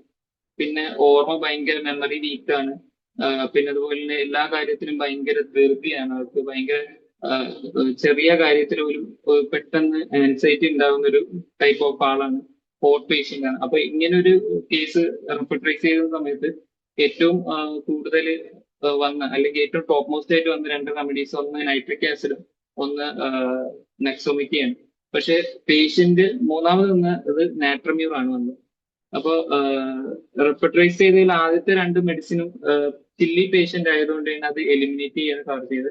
മൂന്നാമത് വന്ന നാട്രമ്യൂർ ആണ് സാറ് മെഡിസിൻ ആയിട്ട് കൊടുത്തത്. അപ്പൊ ഇത്തരത്തിൽ വരുമ്പോഴത്തേക്ക് നമ്മൾ മെയിൻ ആയിട്ട് ഫോക്കസ് ചെയ്യേണ്ടത് ആ സിംറ്റംസ് പേഷ്യന്റുമായിട്ട് കോറിലേറ്റ് ചെയ്യുന്നുണ്ടോ എന്ന്, അല്ലെങ്കിൽ നമ്മൾ മെഡിക്ക് ആ സിംറ്റംസ് എല്ലാം കോറിലേറ്റ് ചെയ്യുന്നുണ്ടോ എന്നുള്ളത് മനസ്സിലാക്കാൻ പറ്റാതെ പോകുമ്പോഴത്തേക്കും ഇത്തരത്തിൽ കേസസ് ഫെയിലിയർ ആവാനുള്ള സാധ്യത കൂടുതലാണ്. അപ്പൊ അതിന് ഏറ്റവും വലിയൊരു കാര്യം എന്ന് പറഞ്ഞാല് ഒന്ന്, ഈ കേസ് ടേക്കിംഗിലെ ഫസ്റ്റ് റെമഡിയിലേക്ക് നമ്മൾ പോകുന്നതിന്റെ വേറൊരു കാര്യം എന്ന് വെച്ചാൽ, നമ്മുടെ ഇന്റേൺഷിപ്പിന്റെ സമയത്ത് നമുക്ക് ഭയങ്കര നേരത്തെ പറഞ്ഞ ഹറിബറി ആയിരിക്കും. നമുക്ക് ഒരു ടൈം കിട്ടത്തില്ല ക്രോസ് റെഫറൻസ് ആയിട്ട് നോക്കാൻ. ഇപ്പോൾ 2-3 മെഡിസിൻസ് വരുമ്പോഴത്തേക്ക് ഈ മെഡിസിൻ എല്ലാം ആ പേഷ്യന്റിന്റെ സിംറ്റം ആയിട്ട് മാച്ചിങ് ആണോ എന്ന് നമുക്ക് നോക്കാൻ വേണ്ടിയിട്ടുള്ള ഒരു ടൈം ചിലപ്പം കിട്ടിയെന്ന് വരുന്നുണ്ടാവില്ല. അല്ലെങ്കിൽ നമുക്കൊരു റിസോഴ്സസ് ഉണ്ടാവില്ല. നമുക്ക് മിക്കവാറും നമ്മുടെ കയ്യിൽ ബോറത്തും കീനോട്ടും മാത്രമായിരിക്കും ഉണ്ടാവുക. ബാക്കി മെഡിക്കാൻ നമുക്ക് ചിലപ്പോൾ ആക്സസ് ചെയ്യാൻ പറ്റുന്ന ഒരു സാഹചര്യം ആയിരിക്കത്തില്ല ഇങ്ങനെ നോക്കാൻ, ആ സിംറ്റംസ് ഒക്കെ നോക്കാൻ. അപ്പൊ അങ്ങനെയൊക്കെ വരുന്ന സമയത്ത് നമുക്ക് കറക്റ്റ് ആ ഒരു പിക്ചറുമായിട്ട്, അല്ലെങ്കിൽ ഡ്രഗ് പിക്ചറുമായിട്ട് നമുക്ക് കോറിലേറ്റ് ചെയ്യാൻ പറ്റാത്ത ഒരു അവസ്ഥ ഉണ്ടാവും. ഇനി മറ്റൊരു ഇത് നോക്കിക്കഴിഞ്ഞാൽ ക്ലിനിക്കൽ റീസണിങ്ങിലാണ്. ക്ലിനിക്കൽ നമുക്ക് എങ്ങനെ ഒരു മെഡിസിനിലേക്ക് എത്താം എന്നുള്ള, അല്ലെങ്കിൽ ആ മെഡിസിൻ കിട്ടിയതിന്റെ കാരണം എന്താണ്, ആ റൂട്ട് കോസ് ഓഫ് ഡിസീസ് എന്താണ്, അല്ലെങ്കിൽ ആ മയാസം എന്താണ്, ആ മയാസത്തിലേക്ക് എങ്ങനെ എത്തുന്നു എന്നൊക്കെ ഉള്ള ഒരു ക്ലിനിക്കൽ റീസണിങ്ങിലേക്ക് എത്താൻ പറ്റാത്ത ഒരു സാഹചര്യം പലപ്പോഴും നമ്മൾ ഇന്റേൺഷിപ്പ് പീരീഡിലൊക്കെ ഉണ്ടാവാറുണ്ട്. അപ്പോൾ അത് കാരണം നമുക്കൊരു കൺഫ്യൂഷൻസ് എപ്പോഴും നിലനിൽക്കും. ഈ കേസ് നമ്മൾ കൊടുത്ത റെമഡി കറക്റ്റ് ആണോ ഇല്ലയോ എന്നുള്ള ഒരു കൺഫ്യൂഷൻ നമുക്ക് എപ്പോഴും ഉണ്ടാവും. അടുത്തൊരു ഡിഫിക്കൽട്ടി വരുന്നത് പ്രിസ്ക്രിപ്ഷനിലാണ്. പലപ്പോഴും ഏറ്റവും കൺഫ്യൂസിംഗ് ആയിട്ടുള്ള ഒരു പാർട്ട് വരുന്നത് പ്രിസ്ക്രിപ്ഷനാണ്. ഇപ്പൊ 2-3 റെമഡി വരുമ്പോഴത്തേക്ക് ഏത് മെഡിസിൻ കൊടുക്കണം എന്ന് നമുക്ക് ഒരു കൺഫ്യൂഷൻ ആയിരിക്കും. പിന്നെ നമ്മൾ കൊടുത്ത റെമഡി തെറ്റാണോ, വേറെ എന്തെങ്കിലും നല്ല റെമഡീസ് ഉണ്ടോ, പൊട്ടൻസിയും ഡോസും ഒക്കെ കറക്റ്റ് ആണോ, നമ്മൾ എങ്ങനെ ആ ഒരു കേസിനെ അപ്രോച്ച് ചെയ്യണം, ക്ലിനിക്കൽ പ്രിസ്ക്രിപ്ഷൻ മതിയോ അല്ലെങ്കിൽ ക്ലാസിക്കൽ പ്രിസ്ക്രിപ്ഷനിലേക്ക് പോകണോ എന്നൊക്കെ ഉള്ള ഒരു കൺഫ്യൂഷൻ എപ്പോഴും നമ്മുടെ ഒരു പേഷ്യന്റ് കേസുമായിട്ട് വരുന്ന സമയത്ത് പലപ്പോഴും നമ്മുടെ ഇടയിൽ ഉണ്ടാവുന്നതാണ്. ഇനി മറ്റൊരു കാര്യം എന്ന് പറഞ്ഞാൽ നമ്മൾ ഒരു സെൽഫ് അസസ്മെന്റിലേക്ക് പോകുന്ന സമയത്ത് നമ്മൾ ചൂസ് ചെയ്ത റെമഡി ശരിയാണോ, അല്ലെങ്കിൽ വേറെ എന്തെങ്കിലും റെമഡി നമ്മൾ കൺസിഡർ ചെയ്യണോ, എന്തെങ്കിലും കേസ് ടേക്കിംഗിൽ എന്തെങ്കിലും പോയിന്റ് നമ്മൾ വിട്ടുപോയോ, ഞാൻ ആ പേഷ്യന്റിനെ ശരിക്കും ഒബ്സർവ് ചെയ്തോ, കറക്റ്റ് എല്ലാ ഡീറ്റെയിൽസും എൻ്റെ ഉണ്ടോ, ഞാൻ എവിടെയെങ്കിലും ഇംപ്രൂവ് ചെയ്യാനുണ്ടോ എന്നൊക്കെ ഉള്ളൊരു സെൽഫ് അസസ്മെന്റിലേക്ക് വരുന്ന സമയത്ത് ഒരുപാട് കൺഫ്യൂഷൻസും കാര്യങ്ങളൊക്കെ പലപ്പോഴും നമുക്ക് ഉണ്ടാവാറുണ്ട്. അപ്പോ ഇത്രയാണ് മിക്കവാറും ആൾക്കാരിൽ, അല്ലെങ്കിൽ ഞാൻ ഇന്റേൺഷിപ്പ് ഒക്കെ ചെയ്ത സമയത്ത് എനിക്ക് ഉണ്ടായിരുന്ന കൺഫ്യൂഷൻസ്, കേസ് ടേക്കിങ്ങിനെ സംബന്ധിച്ച് എനിക്ക് ഉണ്ടായിരുന്ന കൺഫ്യൂഷൻസ് ഇതൊക്കെയാണ്.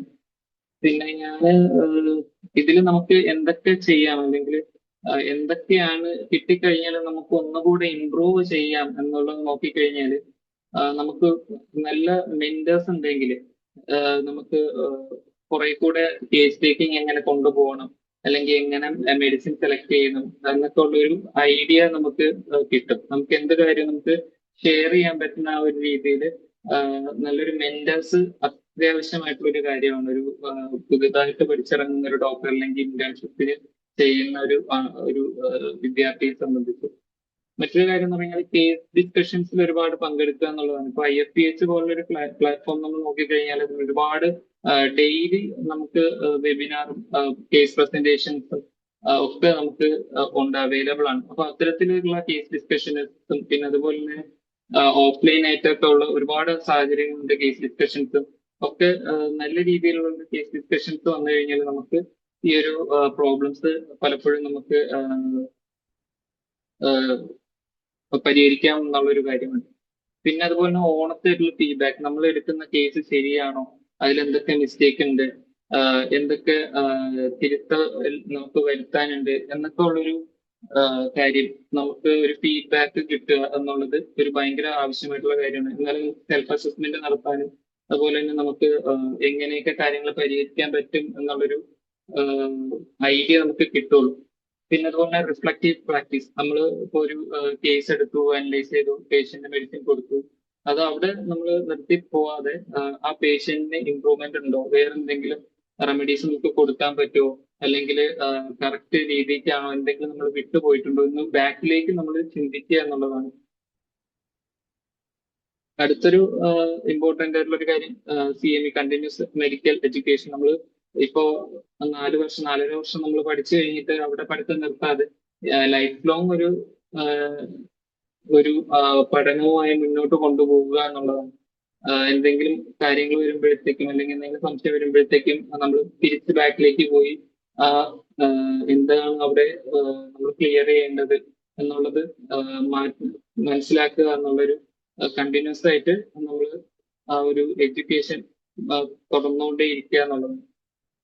അടുത്ത മറ്റൊരു കാര്യം എന്ന് പറഞ്ഞാൽ പ്രൊഫഷണൽ ഹ്യൂമിലിറ്റി. നമ്മൾ ഇപ്പൊ എന്തെങ്കിലും കേസോ കാര്യങ്ങളോ അല്ലെങ്കിൽ എന്തെങ്കിലും സംശയമൊക്കെ ഉണ്ടെങ്കിൽ നമ്മുടെ സീനിയേഴ്സിന്റെ അടുത്ത് അല്ലെങ്കിൽ ടീച്ചേഴ്സിന്റെ അടുത്ത് ഒക്കെ നമ്മളൊരു മടിയും കൂടാതെ ചോദിക്കാനുള്ള ഒരു മനോഭാവം വളർത്തിയെടുക്കുക എന്നുള്ളത് വളരെ ആവശ്യമായിട്ടുള്ള ഒരു കാര്യമാണ്. അപ്പൊ അങ്ങനെ വരുമ്പോഴത്തേക്ക് നമുക്ക് എന്തൊക്കെ തിരുത്തൽ ഉണ്ടാക്കാൻ പറ്റും എന്ന് മനസ്സിലാവുകയൊക്കെ ചെയ്യുള്ളൂ. അപ്പൊ ഞാൻ ഇതൊക്കെയാണ് നമ്മുടെ ഏറ്റവും പ്രധാനമായിട്ട് നമ്മൾ ഫേസ് ചെയ്യുന്ന കുറെ ഇഷ്യൂസ്. അപ്പൊ ഞാൻ ഇനി സീനിയർ ഡോക്ടേഴ്സിന്റെ അടുത്ത് നിങ്ങളുടെ അഭിപ്രായങ്ങളൊക്കെ ചോദിക്കുകയാണ്. എങ്ങനെ നമ്മളിത് കോപ്പറേറ്റ് ചെയ്യും, അല്ലെങ്കിൽ നമ്മൾ ഇത് മാറ്റി മുന്നോട്ട് കൊണ്ടുപോകാൻ സഹായിക്കാൻ പറ്റും എന്നൊക്കെ ഉള്ളൊരു ചർച്ചയിലേക്ക് വെക്കുകയാണ്. അപ്പൊ ഞാൻ കൺക്ലൂഡ് ചെയ്യാൻ, homoeopathic physician is not shaped by books alone. Every patient encountered, every follow-up conducted, every success celebrated, every setback reflected upon, and every mentor who guided us contribute to making a compassionate and competent clinician. Thank you.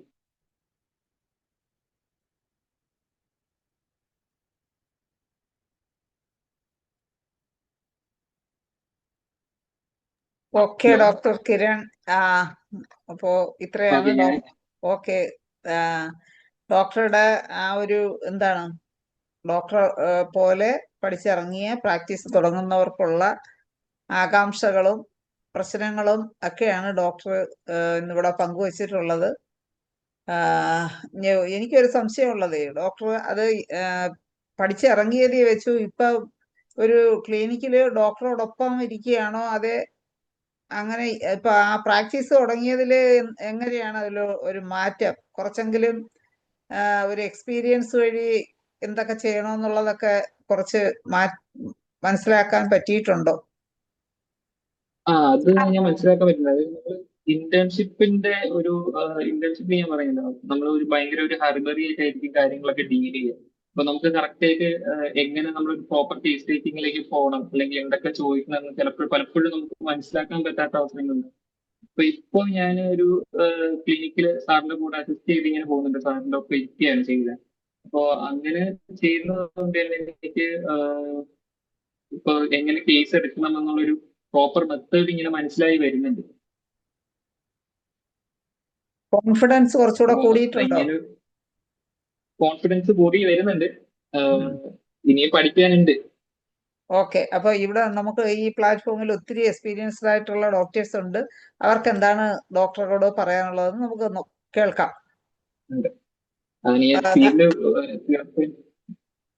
ഫീൽഡിൽ ഞാൻ തീർച്ചയായും ഒരു കാര്യം അതാണ്, ഇതിൽ ഏറ്റവും കൂടുതൽ വേണ്ടത് നിങ്ങളുടെ ഫീഡ്ബാക്ക് ആണ്. ഇവിടെ എക്സ്പീരിയൻസ് ആയിരിക്കുന്ന ഡോക്ടേഴ്സിന്റെ ഒരു ഫീഡ്ബാക്ക് ആണ് വേണ്ടത്, എങ്ങനെ നമ്മൾ മുന്നോട്ട് കൊണ്ടുപോകണമെന്നൊക്കെ അറിയാൻ. തീർച്ചയായിട്ടും. അപ്പോഴേ നമുക്ക് ധനേഷ് ഡോക്ടർ ഹാൻഡ് റൈസ് ചെയ്തിട്ടുണ്ട്. ധനേഷ് ഡോക്ടർക്ക് എന്താണ് പറയാനുള്ളത്? ഡോക്ടർ കിരൺ വളരെ നന്നായിരുന്നു എന്ന് ഞാൻ പറയേണ്ടത്. കാരണം ഒരു ഡോക്ടർ പുറത്തിറങ്ങി കഴിഞ്ഞാൽ പൊതുവെ നാം കണ്ടുവരുന്ന ഒരു പ്രവണത, ഒന്ന് ഇതുപോലെ ഒന്ന് 10 പേരോട് സംസാരിക്കാനുള്ള ഒരു ആർജവം ഇല്ലായ്മയാണ്. ഒരു ഹോമിയോപ്പതിക്ക് ഡോക്ടർക്ക് ഏറ്റവും പ്രധാനമായിട്ട് വേണ്ടത് ഒരു കമ്മ്യൂണിക്കേഷൻ സ്കില്ലാണ്. അപ്പം അത് ഉണ്ടെങ്കിൽ തന്നെ നമ്മൾ അതിൻ്റെ ഉന്നതിയിലെത്തും. ഇപ്പം നമ്മൾ ആദ്യം കുറച്ച് സ്ട്രഗിൾ ചെയ്തെന്ന് വരും, പക്ഷെ പിടിച്ചു നിൽക്കുക എന്നുള്ളതാണ്. നാളെ ഒരു നല്ല നാളെ എനിക്കുണ്ട്. നമുക്ക് ചുറ്റുമുള്ള ഡോക്ടർമാരെ സാമാന്യം നല്ല പ്രാക്ടീസ് ഉള്ള ഡോക്ടർമാരെ കഴിയുമ്പോൾ അവരെ പോലെ തന്നെ ഒരാളാകും ഞാനെന്ന് നമ്മളെ പറഞ്ഞ് ബോധ്യപ്പെടുത്താൻ ശ്രമിക്കണം. അല്ലാതെ എളുപ്പമാർഗങ്ങളിൽ കാശ് കിട്ടാവുന്ന രീതിയിലുള്ള മറ്റ് രീതികളിലോട്ട് പോകാതിരിക്കുക എന്നുള്ളത്. കാരണം ഇന്നിപ്പോ അങ്ങനെ ഒരു ടെംപ്റ്റേഷൻ ഉണ്ട്. നമ്മൾ വേറെ ഫീൽഡിലൊക്കെ പോയാൽ പെട്ടെന്ന് കുറച്ച് ക്യാഷ് കിട്ടും, അപ്പൊ നമുക്ക് അങ്ങനെ ഒരു കോഴ്സ് എടുത്ത് അങ്ങനെ പോകാം, അല്ലെങ്കിൽ ഒരു MBA എടുത്തിട്ട് അഡ്മിനിസ്ട്രേഷൻ ലെവലിലോട്ട് പോകാം. ഇങ്ങനെയൊക്കെ ചിന്തിക്കുന്നുണ്ട്. യഥാർത്ഥത്തില് നമ്മൾ ഹോമിയോപ്പതി ഡോക്ടർമാർ നമ്മളുടെ മേഖലയിൽ തന്നെ, ഉദാഹരണമായിട്ട് ഞാൻ എൻ്റെ പറയുകയാണെങ്കിൽ ഞാൻ BHMS കാരനാണ്. പക്ഷെ ഞാൻ തുടങ്ങിയ കാലം മുതൽ എനിക്ക് ഒരുവിധം നല്ല പ്രാക്ടീസ് ഉണ്ടാവുകയും പേഷ്യൻസ് എന്നെ ചുറ്റിയിരിക്കുകയും ചെയ്തപ്പോഴത്തേക്ക് എൻ്റെ കൂട്ടുകാരെല്ലാം BHMSന് പോയപ്പോൾ ഞാൻ ആലോചിച്ചു, ഞാൻ ഈ പഠിച്ച പോലെ ഇനി എന്താണ് പഠിക്കേണ്ടത്? ഇനി രോഗികളെ നോക്കി പഠിക്കുക എന്നുള്ളതാണ് നമ്മുടെ ഏറ്റവും പ്രധാനം. ഇപ്പൊ രോഗികളെ നമ്മൾ കേസ് എടുത്ത് പഠിക്കുക എന്നുള്ളത് തന്നെയാണ്. അപ്പൊ അങ്ങനെ കേസ് എടുത്ത് പഠിച്ചെങ്കിൽ മാത്രമേ നമുക്ക് മുന്നോട്ട് പോകാൻ പറ്റുള്ളൂ. അപ്പൊ അങ്ങനെ കേസ് എടുത്ത് പഠിക്കും തോറും നമ്മൾ കുറെ കൂടി മിടുക്കന്മാരായി തീരും. അപ്പൊ നമ്മുടെ ഓരോ കേസും നമുക്ക് ഒരു പേഷ്യന്റ് വന്നു പോയി കഴിയുമ്പോൾ സ്വാഭാവികമായിട്ടും നമ്മുടെ മനസ്സിൽ, ഓ നാളെ ഇയാൾ വരുമോ, അതോ ഇത് നാളെ വേറെ ഹോസ്പിറ്റലിൽ പോവോ, വേറെ ഡോക്ടറെ അടുത്ത് പോവോ, അവിടെ ചെന്ന് കഴിഞ്ഞാൽ അവര് ഈ ഹോമിയോപ്പതി ഡോക്ടറെ കുറ്റം പറയുമോ, എന്നെ കുറ്റം പറയുമോ, അവരത് നാട്ടുകാർ 10 പേരോട് പറഞ്ഞാൽ ആരെങ്കിലും ഇങ്ങോട്ട് വരുമോ, ഇങ്ങനെയുള്ള ഉത്കണ്ഠകളൊക്കെ ആയിരിക്കും നമുക്ക് പ്രധാനമായിട്ടും നമ്മുടെ ഉള്ളിൽ ഉണ്ടാകുന്നത്. പക്ഷേ അതിന്റെ ആവശ്യമില്ല. നമ്മൾ പല പേഷ്യൻസും വന്ന് നമ്മളെ കണ്ടിട്ട് പോകുമ്പോൾ നമ്മൾ വിചാരിക്കും, അയാൾ 2-3 ദിവസമായിട്ട് ഇയാളെ കാണുന്നില്ല, വരേണ്ട ദിവസമായിട്ടും കാണുന്നില്ല, ഓ അവൻ നമ്മളെ വിട്ട് വേറെ സ്ഥലത്ത് പോയി എന്നായിരിക്കും നമ്മൾ വിചാരിക്കുന്നത്. പക്ഷേ ഈ പറഞ്ഞ പേഷ്യന്റ് ചിലപ്പോൾ 1 മാസം 2 മാസം കഴിഞ്ഞായിരിക്കും വരുന്നു. അപ്പൊ വരുമ്പോ അവര് പറയും, എന്റെ ഡോക്ടറെ അത് അന്നേ മാറി, അതുകൊണ്ടാ പിന്നെന്താ നിങ്ങളൊന്ന് അറിയിക്കാഞ്ഞത്? ആ അതിപ്പം രോഗം മാറിയാ പിന്നെ എങ്ങനെ പിന്നെ അറിയിക്കേണ്ട കാര്യമില്ല ഡോക്ടറെ, ഇങ്ങനെ ആയിരിക്കും അവർ വിചാരിക്കുന്നത്. അപ്പൊ ഇതൊക്കെ ഇങ്ങനെയുള്ള ആദ്യം കുറെ ദിവസങ്ങളിൽ നമ്മൾ കിടക്കുമ്പോഴും നമ്മുടെ മനസ്സിൽ ഓരോ പേഷ്യന്റിനെയും കുറിച്ചുള്ള ചിന്തയായിരിക്കും. എന്നാൽ കാലക്രമേണ ഇപ്പോഴൊക്കെ നമ്മൾ കിടന്ന് ഉറങ്ങിക്കഴിഞ്ഞാൽ നാളെ എഴുന്നേൽക്കുമ്പോഴത്തേക്ക് ആ ഉറക്കത്തിൽ ഒരു രോഗിയെ കുറിച്ചുള്ള ചിന്തകൾ നമ്മുടെ മനസ്സിൽ വരില്ല. അപ്പം അതാണ് നമ്മൾ ആദ്യം മനസ്സിലാക്കേണ്ടത്. നമ്മളെ ഈ സിസ്റ്റത്തിന് വേണ്ടി അങ്ങോട്ട് ഇറക്കി വിട്ടു കഴിഞ്ഞാൽ, ഇപ്പൊ ഞാൻ പറഞ്ഞു വന്നത് DHMS കഴിഞ്ഞ് എൻ്റെ കൂട്ടുകാരൊക്കെ BHMSന് പോയി. BHMS കഴിഞ്ഞ് പല ആൾക്കാരും MD എടുത്ത്. പക്ഷെ പല ആൾക്കാർക്കും ഇന്നും പ്രാക്ടീസ് കുറവാണ്. കാരണം അവര് പുസ്തകത്തിലൂടെ അങ്ങനെ പോയതല്ലാതെ പേഷ്യൻസിനെ ഡീൽ ചെയ്യുന്നതിന് ഒരു പരാജയമായിട്ട് തന്നെ പോയ ഒത്തിരി ആൾക്കാരുണ്ട്. പക്ഷെ അതുകൊണ്ട് നമ്മൾ ചെയ്യേണ്ടത്, നമ്മളുടെ കയ്യിലുള്ള ഈ സിസ്റ്റം, ഓരോ പേഷ്യന്റ് വരുമ്പോഴും അതിൽ നിന്ന് ഓരോ ഗുണപാഠം നമുക്ക് കിട്ടും. ഈ പറയുന്ന പോലെ കുറച്ചങ്ങോട്ട് എക്സ്പീരിയൻസ് ആയി കഴിഞ്ഞാൽ നമുക്ക് വളരെ ഷോർട്ടായിട്ട് പേഷ്യൻസിനെ ട്രീറ്റ് ചെയ്യാൻ പറ്റും. പ്രത്യേകിച്ച് ഈ അക്യൂട്ട് കേസുകൾ പ്രാക്ടീസ് ചെയ്ത് നമ്മൾ വളർന്നെങ്കിൽ മാത്രമേ നമുക്ക് ക്രോണിക് കേസുകളിലേക്ക് എത്തിച്ചേരാൻ പറ്റുള്ളൂ. അപ്പൊ ഇപ്പൊ ഈ പറഞ്ഞ പോലെ സംശയങ്ങൾ വരുമ്പോൾ നമുക്ക് ചോദിക്കാനായിട്ട് 1-2 ഗുരുക്കന്മാരെ കണ്ടുപിടിക്കുക, അവരോട് ഫോണിലൂടെ ചോദിക്കുക. അവരെല്ലാവരും ഇന്നത്തെ ഡോക്ടർമാർ പണ്ടത്തെ പോലെ ഹൈഡ് ചെയ്യുന്നവരല്ല. മിക്കവാറും പേര് ഓപ്പണായിട്ട് കാര്യങ്ങൾ പറയുന്നവരും പറഞ്ഞു തരാൻ തയ്യാറാകുന്നവരുമാണ്. പിന്നെ നമ്മൾ ഈ നമ്മുടെ ഹോമിയോപ്പതി സംഘടനകളുണ്ട്, ISK, IHMA, പിന്നെ അതുപോലുള്ള സംഘടനകളിലെല്ലാം ബന്ധപ്പെട്ട് നടന്ന സെമിനാറുകൾ അറ്റൻഡ് ചെയ്യാൻ ശ്രമിക്കുക. ആദ്യമൊക്കെ നമ്മൾ ഓർക്കും നമ്മൾ വെറുതെ പോയിട്ട് എന്ത് കിട്ടാനാ. പക്ഷെ ഞാനൊക്കെ ആദ്യം പോകുന്ന സമയത്ത് സെമിനാറുകളിൽ പോയ കൂട്ടുകാരെ കാണലായിരുന്നു മെയിൻ പരിപാടി. അത് കഴിഞ്ഞ് പിന്നീട് കുറച്ചുകൂടെ ആയപ്പോഴാണ് നമ്മൾ ഫ്രണ്ട് ബെഞ്ചിൽ ഇരിക്കാൻ തുടങ്ങി, പോയിരുന്ന് ഫ്രണ്ടിലിരുന്ന് സെമിനാറുകൾ കേൾക്കാൻ തുടങ്ങിയത്. അങ്ങനെ കേട്ടപ്പോഴത്തേക്ക് നമുക്ക് നമ്മുടെ മനസ്സിൽ തന്നെ ഒരു സ്പാർക്ക് ഉണ്ടാവും, നമുക്ക് എന്തുകൊണ്ടൊരെണ്ണം ഇതുപോലെ ചെയ്തുകൂടാ. അപ്പം അങ്ങനെ ചെയ്തു വരുമ്പോൾ പിന്നെ നമുക്ക് പഠിക്കാനുള്ള ഒരു ഇന്റൻസിറ്റി അതിനകത്തൊരു ഇൻക്വസിറ്റി, ശരിക്കും എന്താണെന്ന് അറിയാനുള്ളൊരു ജിജ്ഞാസ നമ്മുടെ ഉള്ളിൽ നിന്ന് വരികയും നമ്മൾ പഠിക്കാൻ ശ്രമിക്കുകയും അത് 10 പേരോട് പറയാൻ ശ്രമിക്കുകയും ചെയ്യുമ്പോഴാണ് നമ്മുടെ അറിവ് പിന്നെയും വളരുന്നത്. അപ്പൊ കിരൺ ഇപ്പൊ തന്നെ ആ ലെവലിൽ എത്തിക്കഴിഞ്ഞിരിക്കുന്നു എന്നാണ് ഞാൻ പറയുന്നത്. അതുകൊണ്ട് ഇനി പുറകോട്ട് തിരിഞ്ഞു നോക്കണ്ട, മുമ്പോട്ട് മാത്രം നോക്കിയാൽ മതി. എത്രയും വേഗം ഒരു പാർട്ട് ടൈം ക്ലിനിക്കെങ്കിലും തുടങ്ങണം. അപ്പൊ നാച്ചുറലായിട്ട് ഒന്നും വേണ്ട, നമ്മുടെ വീടിന്റെ ഫ്രണ്ടിൽ ഒരു ബോർഡ് വെക്കുക, ജസ്റ്റ് ഒരു ബോർഡ്, എന്നിട്ടൊരു കൺസൾട്ടിങ് ടൈമും വെച്ചേക്കുക. പേഷ്യൻസ് നമ്മളെ തിരക്ക് വരാൻ തുടങ്ങും. അതിൽ ഫോൺ നമ്പർ കൊടുക്കുക, നാച്ചുറലായിട്ട് പേഷ്യൻസിന്റെ വിളി വരാൻ തുടങ്ങും. അപ്പോൾ ഉച്ചവരെയുള്ള സമയത്ത് വീട്ടിൽ വരുന്ന 10 പേര് 5 പേരായാലും മതി നമുക്ക്. അപ്പൊ അങ്ങനെ 5 പേര് അങ്ങനെ അത് ക്രമേണ കൂടിക്കൂട്ടി വരും. നമ്മുടെ പഴയ കാലത്ത് ഫിലോസഫിയിലൊക്കെ അവരൊക്കെ തന്നെ പറഞ്ഞിട്ടുണ്ട്, ഞങ്ങൾ ഓരോ പേഷ്യന്റ് വന്ന് പോകുമ്പോഴും കാത്തിരിക്കുമായിരുന്നു അടുത്ത ആൾ വരാൻ. പക്ഷെ അങ്ങനെ വന്നു കഴിഞ്ഞാൽ പിന്നെ കുറെ കഴിയുമ്പോൾ അങ്ങ് ഫ്ലോ ആയിരിക്കും, അതിൽ ഒരു സംശയം വേണ്ട. കാരണം പിന്നെ നമ്മൾ ചെയ്യേണ്ടത് നമ്മുടെ ഈ നോളേജുകൾ രോഗിയിലോട്ട് പകർന്നു കൊടുക്കാൻ ശ്രമിക്കണം. എന്താണ് ഹോമിയോപ്പതിയുടെ വ്യത്യാസം എന്ന് അവരെ ബോധ്യപ്പെടുത്താൻ ശ്രമിക്കണം. കാരണം എല്ലാവർക്കും അയ്യോ ചൂട് വന്നാൽ ഡോക്ടറെ ഹോമിയോപ്പതി മരുന്ന് പറ്റുമോ, ഭയങ്കര ചൂട് വന്നാൽ ഫിറ്റ്സ് ഉണ്ടാവില്ല, ഇങ്ങനെയുള്ള സാധാരണ ചോദ്യങ്ങളുണ്ടാവും. പക്ഷെ നമ്മൾ അപ്പം തന്നെ പറയേണ്ടത് ഫിറ്റ്സ് എന്താണെന്ന് പറയാൻ ശ്രമിക്കുക. അത് വന്നു കഴിഞ്ഞാൽ നമ്മൾ പേടിക്കേണ്ട കാര്യമില്ല, നമുക്കത് മാനേജ് ചെയ്യാൻ പറ്റും, നമുക്ക് അതിനായിട്ട് നമ്പർ 1 മെഡിസിൻസ് ഉണ്ട്. ഇതുവരെ ഫിറ്റ്സ് വരാത്ത ഒത്തിരി കുട്ടികൾ ഹോമിയോ മെഡിസിൻ കഴിക്കുന്നവരുണ്ട് എന്നൊക്കെ നമുക്ക് പറഞ്ഞവരെ കോൺഫിഡൻസ് ബിൽഡ് ചെയ്യുക എന്നുള്ളതാണ് ആദ്യം. പിന്നെ അവർ വിളിക്കുന്ന ഫോൺ എടുക്കാൻ നമ്മൾ 24 മണിക്കൂറും ആദ്യ കാലഘട്ടങ്ങളിൽ തയ്യാറാവണം. കാരണം അവർക്ക് സംശയമുള്ളപ്പോഴൊക്കെ അവർ വിളിക്കും. വിളിക്കുമ്പോഴൊക്കെ നമ്മൾ ഉത്തരം പറയാൻ നമ്മുടെ ഫോൺ റെഡി ആണെങ്കിൽ ഇന്നത്തെ കാലത്ത് പേഷ്യൻസ് നമ്മോടൊപ്പം നിൽക്കും. കാരണം ഒരു പ്രാവശ്യം ഒന്ന് ഛർദ്ദിച്ചാൽ മതി, ഡോക്ടറെ കാണണമെന്ന് ആഗ്രഹിക്കുന്നവരാണ് ഇന്നത്തെ പേരൻസ്. പണ്ടൊക്കെ നമ്മൾ 2-3 വട്ടമൊക്കെ ഛർദ്ദിച്ച് അവസാനാകുമ്പോഴായിരിക്കും എന്നാൽ ശരി ഡോക്ടറെ കാണാമെന്ന് വിചാരിക്കുന്നു. ഇന്ന് അതല്ല, ആദ്യം തന്നെ ഒന്ന് ഡോക്ടറെ കാണണം, അത്ര കണ്ട് പേടിയുള്ളവരാണ്. അതുകൊണ്ട് ഈ പേടി മാറ്റാനായിട്ട് നമ്മൾ നന്നായിട്ട് ശ്രമിക്കണം എന്നും അതുപോലെ തന്നെ ഈ രീതിയിൽ വർക്ക് ചെയ്യുക എന്ന് തന്നെയാണ് എനിക്ക് ഡോക്ടർ കിരണോട് പറയാനുള്ളത്. എല്ലാവിധ ഭാവങ്ങളും നേരുന്നു. ഓക്കെ ധനേഷ് ഡോക്ടറെ. കിരൺ ആ സേട്ട് സാറുണ്ട്, സേട്ട് സാറ് പറഞ്ഞു. കിരണിന്റെ കേസ് വളരെ നന്നായിരുന്നു, ടോക്ക് വളരെ നന്നായിരുന്നു. അതിനകത്ത് ഉള്ള കാര്യത്തിൽ താങ്ക് യു സർ. ഓക്കെ, ഒരു അൺപ്രജുഡിസ്ഡ് ഒബ്സർവർ ആകുക എന്നുള്ളതാണ്. മുൻകൂട്ടി ഒരു തീരുമാനം ഇല്ലാത്ത രീതിയിൽ ആ കേസിനെ കാണുകയും കംപ്ലീറ്റ് രേഖപ്പെടുത്തുകയും ചെയ്യാം. പേഷ്യൻ്റ് ഇപ്പം വയറ്റിന് അസുഖമായിട്ട് വന്നു, നമ്മൾ ലക്ഷണം നോക്കുമ്പോൾ അപ്പൻഡിക്സ് മനസ്സിലായി. അപ്പൻഡിക്സ് മനസ്സിലായി കഴിഞ്ഞാൽ പിന്നീട് നമ്മൾ ചോദ്യം അങ്ങനെ പോകരുത്. നമ്മൾ വീണ്ടും ആ പേഷ്യൻ്റെ മൊത്തമായിട്ടൊന്ന് വിശദീകരണം ചെയ്യുക, അതിന് സിംറ്റംസ് എടുക്കുക, മൊഡാലിറ്റി ശരിക്കും മനസ്സിലാക്കുക, അങ്ങോട്ട് മുന്നോട്ട് പോവുക.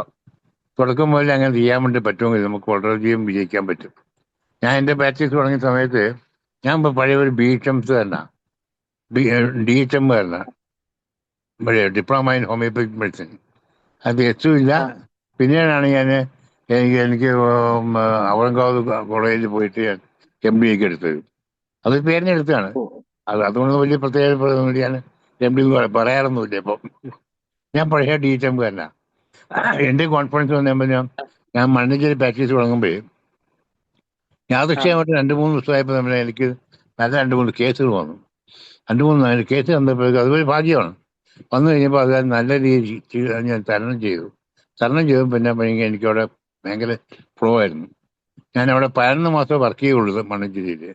അപ്പോഴത്തേക്കും എനിക്ക് ഗവൺമെൻറ് ജോലി കിട്ടി. ഈ 11 മാസം വർക്ക് ചെയ്യപ്പോഴേ പിന്നെ ജോലി കിട്ടി പോയിട്ടും ഞാൻ തിരിച്ച് ലീവ് എടുത്ത് അല്ലെങ്കിൽ വീക്കെൻഡ് ഡേയ്സിൽ അവിടെ വന്ന് പ്രാക്ടീസ് ചെയ്യുമായിരുന്നു.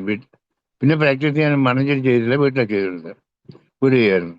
അപ്പോൾ ആ കോൺഫിഡൻസ് കിട്ടിക്കഴിഞ്ഞാൽ നമുക്ക് എല്ലാം മുന്നോട്ട് പോകാൻ പറ്റും. കോൺഫിഡൻസ് കിട്ടണമെങ്കിൽ നമ്മൾ കുറച്ചും കൂടെ ഹോമിയോപ്പതിയായിട്ടുള്ള ആ വിശ്വാസം, ഹോമിയോപ്പതി എന്ന് പറയുന്നത് ഒരു അവസാന ചികിത്സാ രീതിയല്ല, അവസാന രീതി ചികിത്സയാണ്. മറ്റുള്ളവർക്കാൾ കൂടുതൽ മെച്ചപ്പെട്ട ചികിത്സ നമുക്ക് കൊടുക്കാൻ പറ്റും എന്നൊരു ദൃഢവിശ്വാസം നമുക്ക് ആദ്യം ഉണ്ടാക്കിയെടുക്കണം. സിമിലിബസ് കുറാൻറ്റർ എന്ന് പറയുന്നത് ശാസ്ത്രീയമായ പ്രകൃതിദത്തമായ ഒരു സിംറ്റോമെട്രോളജി പ്രകാരം ചികിത്സിക്കുന്നവരാണ് നമ്മൾ. അപ്പം നമുക്ക് മറ്റേ കോൺട്രേറിയസ് കുറാൻറ്റർ പോകേണ്ട കാര്യമില്ല. അതിനറിയാലോ, അലോപ്പതിയെ സംബന്ധിച്ച് കോൺട്രേറിയസ് കുറാൻറ്റർ പല തീയതി പല എടുക്കുകയാണ്. നമ്മളല്ല, നമ്മൾ സിമിലിയ. നമ്മൾ എന്ത് വന്നാലും ആ സിമിലിബസ് കുറാൻറ്റർ നിൽക്കുക. അപ്പം നമുക്ക് മെച്ചപ്പെട്ട ഒരു അധ്യായം തുറക്കാൻ പറ്റുമായിരുന്നു. ആ കോൺഫിഡൻസ് മുന്നോട്ട് കൊണ്ടുപോകാൻ പറ്റുമെങ്കിൽ നമുക്ക് ഏത് രോഗവും ചികിത്സിക്കാം. ഞാൻ പറഞ്ഞു, എനിക്ക് പ്രാക്ടീസ് തുടങ്ങിയപ്പോൾ എനിക്ക് ചികിത്സ തുടങ്ങിയതിൻ്റെ 7-ാം ദിവസം എനിക്ക് വന്നത് ക്യാൻസർ പേഷ്യൻ്റാണ്. കുഗ്രാമത്തിൽ മണ്ണഞ്ചേരി എന്ന് പറഞ്ഞ ഭാഗത്ത് ക്യാൻസർ യൂട്രസ് ഉള്ള ഒരു ലേഡി, ഭയങ്കര ഡിസ്ചാർജൊക്കെ ആയിട്ട് വന്ന ലേഡിയാണ്. അത് കൊണ്ടുവന്നത് അവർ എല്ലാം കഴിഞ്ഞിട്ട് എൻ്റെ അടുത്ത് വന്ന് എന്താ പറഞ്ഞ പരീക്ഷ നടത്താൻ വേണ്ടി വന്നതാണ്. പിന്നെ ഒരു കുട്ടിക്ക് വന്നപ്പോഴേക്കും വേറൊരു കുട്ടി വന്ന് അതും ഒരു ക്യാൻസർ, ലങ് ക്യാൻസർ ആയിരുന്നു. രണ്ട് ഈ യൂട്രൈൻ ക്യാൻസറും ലങ് ക്യാൻസറും കൂടെ വന്നപ്പോഴാണ് ഞാൻ അവിടെ കുറച്ച് പേരെടുത്ത് വന്നത്. പിന്നെ ഞാൻ എവിടെ പോയിട്ട് വന്നാലും എനിക്ക് ഇന്നും മണഞ്ചേരിക്കാർ ഇവിടെ വരും, കോഴിക്കോട് വരും എന്നെ അന്വേഷിച്ചിട്ട്. ശരിയല്ലേ, നിങ്ങൾ കീഴാമുട്ടി രോഗം ഉണ്ടെങ്കിൽ അത് ആ സ്ട്രീറ്റ് ഡോക്ടറെ അടുത്ത് പോയാൽ ശരിയാവും എന്നുള്ള വിശ്വാസം കൊണ്ട് വരും. നമ്മളത് എന്തുകൊണ്ടാണെന്ന് വെച്ചാൽ നമ്മുടെ വിശ്വാസത്തിൻ്റെ ആ ഹോമിയോപ്പതിയുടെ ആ തീരുമാനം കുറച്ചതാണെന്ന് നമ്മൾ വിശ്വസിക്കുക. ആദ്യം സിമിലിബസ് കുറാൻറ്റോ, അതിനാണ് ഉപരിയായിട്ട് വേറെ പ്രതിദത്തമായ ചികിത്സാ രീതി വേറെ ഇല്ല, നമുക്കില്ല. എന്ന് വെച്ചാൽ അഹങ്കാരം കാണിക്കേണ്ട കാര്യമില്ല. എല്ലാത്തിലും ചികിത്സയും ഉത്തമമായ പലതുമുണ്ട്. നമുക്ക് അതിനേക്കാൾ ഉത്തമമായ ഒന്നുണ്ടെന്നുള്ളത് മനസ്സിലാക്കി മനസ്സിലാവും. അല്ല, മറ്റുള്ള ചികിത്സകൾ മോശമാണെന്ന് ഒരിക്കലും നമ്മൾ ചിന്തിക്കുകയും ചെയ്യരുത്, പറയുകയും ചെയ്യരുത്. ഞാൻ ഒരിക്കലും പറയാറില്ല അത്. എല്ലാ ചികിത്സയും അതിൻ്റെ മേന്മകളുണ്ട്.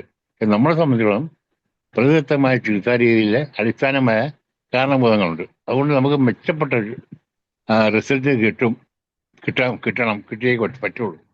ആ വിശ്വാസം മനസ്സിൽ കറിഞ്ഞാൽ തീർച്ചയായിട്ടും മുന്നോട്ട് പോകാൻ പറ്റും. കെന്നടുത്ത് പറയാൻ എനിക്കുള്ളൂ. ബ്രേവായിട്ട് ചികിത്സിക്കാൻ തുടങ്ങുക, ഒരു ബുദ്ധിമുട്ടും ഉണ്ടാവില്ല. സംശയങ്ങളുണ്ടെങ്കിൽ എന്നെ ഇപ്പോഴും വിളിക്കാം. ഞാൻ എല്ലാവരും എനിക്ക് ഡെയിലി പലരും വിളിക്കാറുണ്ട്, ഞാൻ പറഞ്ഞു കൊടുക്കാറുണ്ട് കേട്ടോ.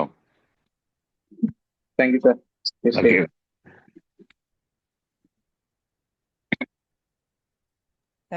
ഇതിൽ കൂടുതൽ ഇനി എന്താണ് കോൺഫിഡൻസ് കൂട്ടാൻ? ഇനി എന്തെങ്കിലും ഒരു കേസ് വന്നാൽ ധനേഷ് ഡോക്ടർ പറഞ്ഞ കണക്ക് ഒരു ബോർഡ് വയ്ക്കുക, പ്രാക്ടീസ് തുടങ്ങുക, കേസ് വരുമ്പോൾ അത് നന്നായി എടുക്കുക.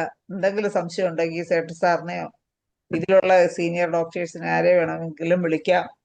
പിന്നെ ഇതൊക്കെയല്ലേ വേണ്ടത്. തീർച്ചയായിട്ടും ധൈര്യമായിട്ട് മുമ്പോട്ട് പോകാമല്ലോ. ഇനി വൈദ്യര് ഡോക്ടർ ഡോക്ടറെ സംസാരിക്കാമോ? കേൾക്കാമല്ലോ. അടുത്തൊരു സീനിയർ ഡോക്ടറാണ്, എന്താണ് പറയാനുള്ളതെന്ന് കേൾക്കാമല്ലോ. കേൾക്കാം. കിരൺ ഡോക്ടറിന്റെ ക്ലാസ് വളരെ ബിഗിനേഴ്സിന് വേണ്ടി പറഞ്ഞതാണെങ്കിലും ഈ 10-40 വർഷം പ്രാക്ടീസ് ചെയ്ത എനിക്ക് യൂസ് ചെയ്തിട്ടുള്ള കാര്യങ്ങൾ അതിൽ കിട്ടി, ചില പോയിന്റ്സ് കിട്ടി. ഡോക്ടറെ ഞാൻ പറയുവാണെങ്കിൽ ഞാൻ 1980 പഠിക്കാൻ തുടങ്ങിയത്. പക്ഷേ 82 പ്രാക്ടീസ് ആരംഭിച്ചു. കോട്ടയത്ത് പഠിക്കുമ്പോൾ സെക്കൻഡ് ഇയർ തോറ്റ് ചെന്നപ്പോഴത്തേക്ക് മെഡിക്കൽ കോളേജ് അടുത്ത് പോയി പ്രാക്ടീസ് ചെയ്തു. ഞാനും എൻ്റെ സുഹൃത്തു കൂടെ പ്രാക്ടീസ് ചെയ്തു. എന്നിട്ട് ഓർത്ത് നാണക്കേട് തോന്നുന്നു. എടുത്ത് കേസ് റിസൾട്ട് ഉണ്ടായിരുന്നു, നല്ല റിസൾട്ട് ഉണ്ടായിരുന്നു. ഒന്നും എടുത്ത് ചികിത്സിക്കാതെ ഇതൊക്കെ ചെയ്തതിൽ അത്ഭുതം തോന്നുന്നു. പക്ഷെ പിന്നീട്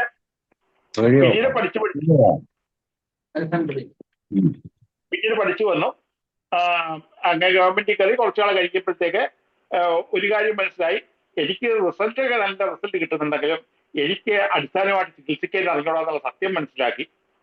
അങ്ങനെ കോട്ടയത്ത് രവീന്ദ്രനാഥ് ഒരു ഡോക്ടർ ഉണ്ടായിരുന്നു, ക്ലാസിക്കൽ ഹോമിയോപ്പതിയിൽ അഗ്രഗണ്യനായ ഡോക്ടറുടെ അടുത്ത് പോയി പഠിക്കാൻ ഭാഗ്യമുണ്ടായി. അത് കഴിഞ്ഞപ്പോഴത്തേക്ക് എനിക്ക് നല്ല ചികിത്സിക്കാൻ അറിയാം, അല്ലെങ്കിൽ കേസ് എടുക്കാൻ അറിയാം എന്നൊരു തോന്നലുണ്ടായി, ഒരു അഹങ്കാരം ഉണ്ടായി മനസ്സിനകത്ത്. വെളിയിൽ നിന്ന് കാണിച്ചു തരും. പിന്നെ അങ്ങോട്ട് ഞാൻ ഡിപ്ലോമ, ധനേഷ് ഡോക്ടർ പറഞ്ഞുകൊണ്ട് ഞാൻ ഡിപ്ലോമക്കാരനാണ്, ഗേഡിക്ക് പഠിച്ചെങ്കിലും പൂർത്തിയാക്കിയില്ല. അപ്പൊ എൻ്റെ അടുത്ത് ഞാൻ പറഞ്ഞുകൊണ്ട് തന്നാലും എൻ്റെ കേസ് ടേക്കിങ്ങിന്റെ ആ രീതി കണ്ട് പഠിക്കാൻ വേണ്ടി MD-ക്കാര് എൻ്റെ അടുത്ത് പഠിക്കാൻ വന്നിട്ടുണ്ട്. അതൊരു അഹങ്കാരമായിരുന്നു. പിന്നെ വന്ന് റിട്ടയറായി വീട്ടിൽ ഇരിക്കുന്നു. അന്നേരം ഇപ്പോൾ എനിക്ക് സത്യമായി എനിക്ക് അടിസ്ഥാനമായിട്ട് കേസ് ടേക്കിങ് അറിഞ്ഞൂടാ. ആ നിലയിലെത്തി. കാര്യം ഇപ്പൊ ഒരു രോഗി സംശയം ചോദിക്കുക, ഒരു കേസ് ഡിസ്കസ് ചെയ്തിട്ട് ഞാനിപ്പം പുതിയ ടെക്നോളജിയായ AI ആയിട്ട് മിക്സ് ചെയ്ത് ചോദിക്കുക, AI-യോട് അഭിപ്രായം ചോദിക്കും. ഞാൻ ChatGPT ഉപയോഗിക്കാതെയാണ്. അത് അഭിപ്രായം ചോദിക്കുമ്പോഴത്തേക്ക് അത് പറയും. അങ്ങനെ ആ രീതി ഞാൻ കേസ് എടുത്തപ്പോഴത്തേക്ക് എനിക്ക് നാണക്കേട് തോന്നി. ഇത്രയും നാളെ ഞാൻ ചോദിക്കേണ്ട പലത് ചോദിച്ചിട്ടില്ല.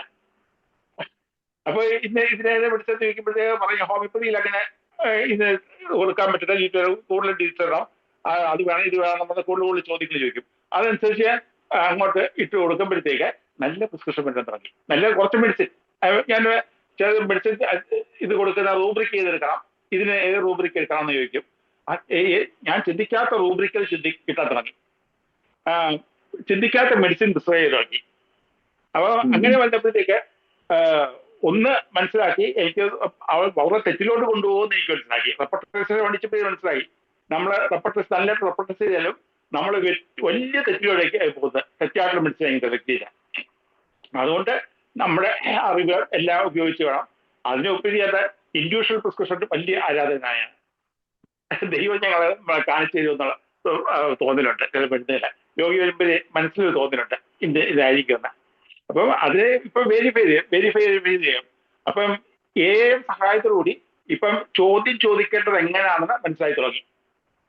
ഈ 42 വർഷത്തെ ചികിത്സാനുഭവം ഉണ്ടെങ്കിലും ചോദ്യം ചോദിക്കേണ്ടത് ഇപ്പോഴാണ് മനസ്സിലായത് ഉള്ള സത്യം ഞാൻ തുറന്നു പറയുന്നു. അതിന് ഡോക്ടർ ഇപ്പോഴേ വളരെ ആഴത്തിൽ ചിന്തിക്കുന്നത് കൊണ്ട് ഡോക്ടർ വളരെ നല്ലത് വരും. പുതിയ തലമുറയ്ക്കും വളരെ വളരെ ഉയർന്ന ഹയർ തലത്തിലുള്ള പ്രിസ്ക്രിപ്ഷൻ ചെയ്യാൻ സാധിക്കട്ടെ, ഇടവരുത്തട്ടെ എന്ന് ആശംസിക്കുകയും ചെയ്യുന്നു. ഓക്കെ വൈദ്യര് ഡോക്ടറെ. അപ്പൊ ഡോക്ടർ ആർട്ടിഫിഷ്യൽ ഇന്റലിജൻസും ഉപയോഗിക്കാറുണ്ട്. കൂടാതെ അവരൊക്കെ സെക്കൻഡ് ഇയറിലെ പ്രാക്ടീസ് തുടങ്ങിയതാണ്. അപ്പോൾ നല്ല റിസൾട്ട് കിട്ടുന്നുണ്ടെന്നും പറയുന്നു. പിന്നെ എന്തിനാണ് വിഷമിക്കുന്നത്? അപ്പൊ എന്ന് പറഞ്ഞ പോലെ ഒരു കോൺഫിഡൻസോട് കൂടി അങ്ങ് തുടങ്ങുക. അപ്പോഴല്ലേ ഓരോ പ്രശ്നങ്ങൾ എന്താണ് നേരിടുന്നതെന്ന് നമുക്ക് അപ്പോഴാണ് മനസ്സിലാവും. അപ്പൊ ഓക്കെ, ഇനി അടുത്ത് ഷീല ഡോക്ടർ ഹാൻഡ് റൈസ് ചെയ്തിട്ടുണ്ട്. ഡോക്ടറെ സംസാരിച്ചു. കിരൺ ഡോക്ടറെ നമസ്കാരം. ഡോക്ടർ എന്നല്ലേ അന്ന് കോവളത്ത് വെച്ചിട്ട് കേസ് പ്രസന്റ് ചെയ്തത്? ഡോക്ടറായിരുന്നു. അതെ ഡോക്ടറെ, അതെ. കണ്ടൊരു പരിചയമുണ്ട്. ഓക്കെ, ഡോക്ടർ പറഞ്ഞ ഒക്കെ വളരെ ശരിയാണ്. ഒരു ഇന്റേണി അല്ല, ഒരു പഠിച്ചിറങ്ങിയ ആദ്യത്തെ വിദ്യാർത്ഥി ആവട്ടെ, എക്സ്പീരിയൻസ് ഉള്ള ഡോക്ടർ ആവട്ടെ, എങ്കിൽ പോലും കേസ് ടേക്കിംഗ് എന്ന് പറഞ്ഞൊരു ആർട്ട് തന്നെയാണ്. നമുക്കിപ്പോൾ ഒരു എക്സ്പീരിയൻസ്ഡ് ഡോക്ടറായാൽ പോലും ഒരു ഫസ്റ്റിലൊരു പേഷ്യന്റ് വരുമ്പം നമുക്ക് എല്ലാ സിംറ്റംസും അതുപോലെ കിട്ടിയെന്നിരിക്കത്തില്ല.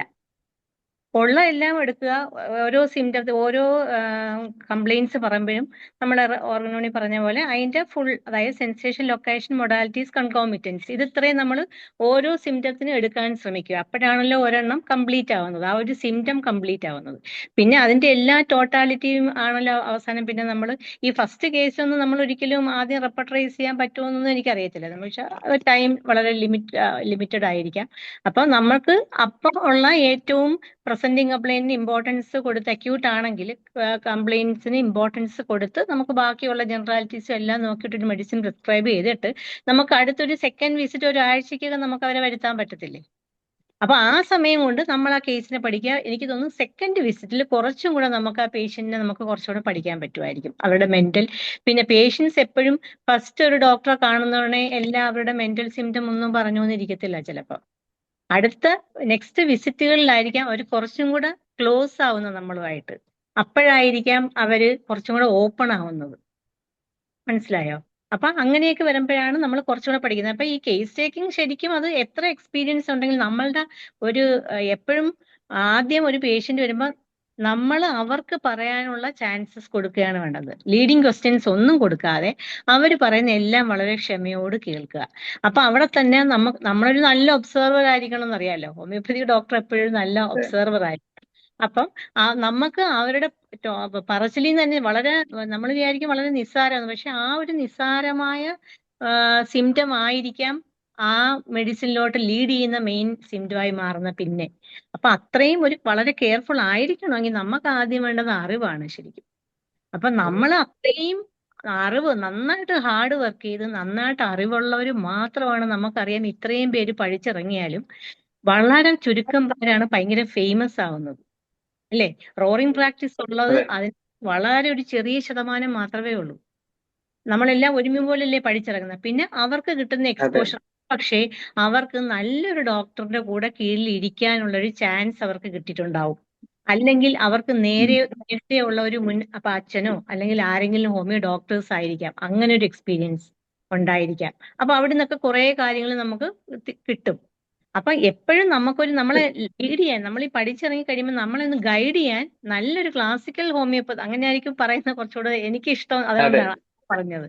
ഇപ്പം നമുക്ക് ഈ സംശയമുള്ളവർ, ഞാൻ മനസ്സിലാക്കുന്നത് ഇപ്പം ആരായാലും ഞാനൊന്നും വലിയ എക്സ്പേർട്ട് ഒന്നും അല്ല, പക്ഷെ എങ്കിലും നമുക്ക് ഒത്തിരി സംശയം, ഈ മെഡിസിൻ ആണോ ആ മെഡിസിൻ ആണോ വരുമ്പോഴാണ് നമുക്ക് ഒന്നിലധികം മെഡിസിൻ കൊടുക്കാൻ തോന്നുന്നത്. ഇതിൽ ഏതെങ്കിലും ഒന്ന് വർക്ക് ചെയ്യട്ടെ എന്ന് വിചാരിച്ച് കൊടുക്കുന്നതായിരിക്കും.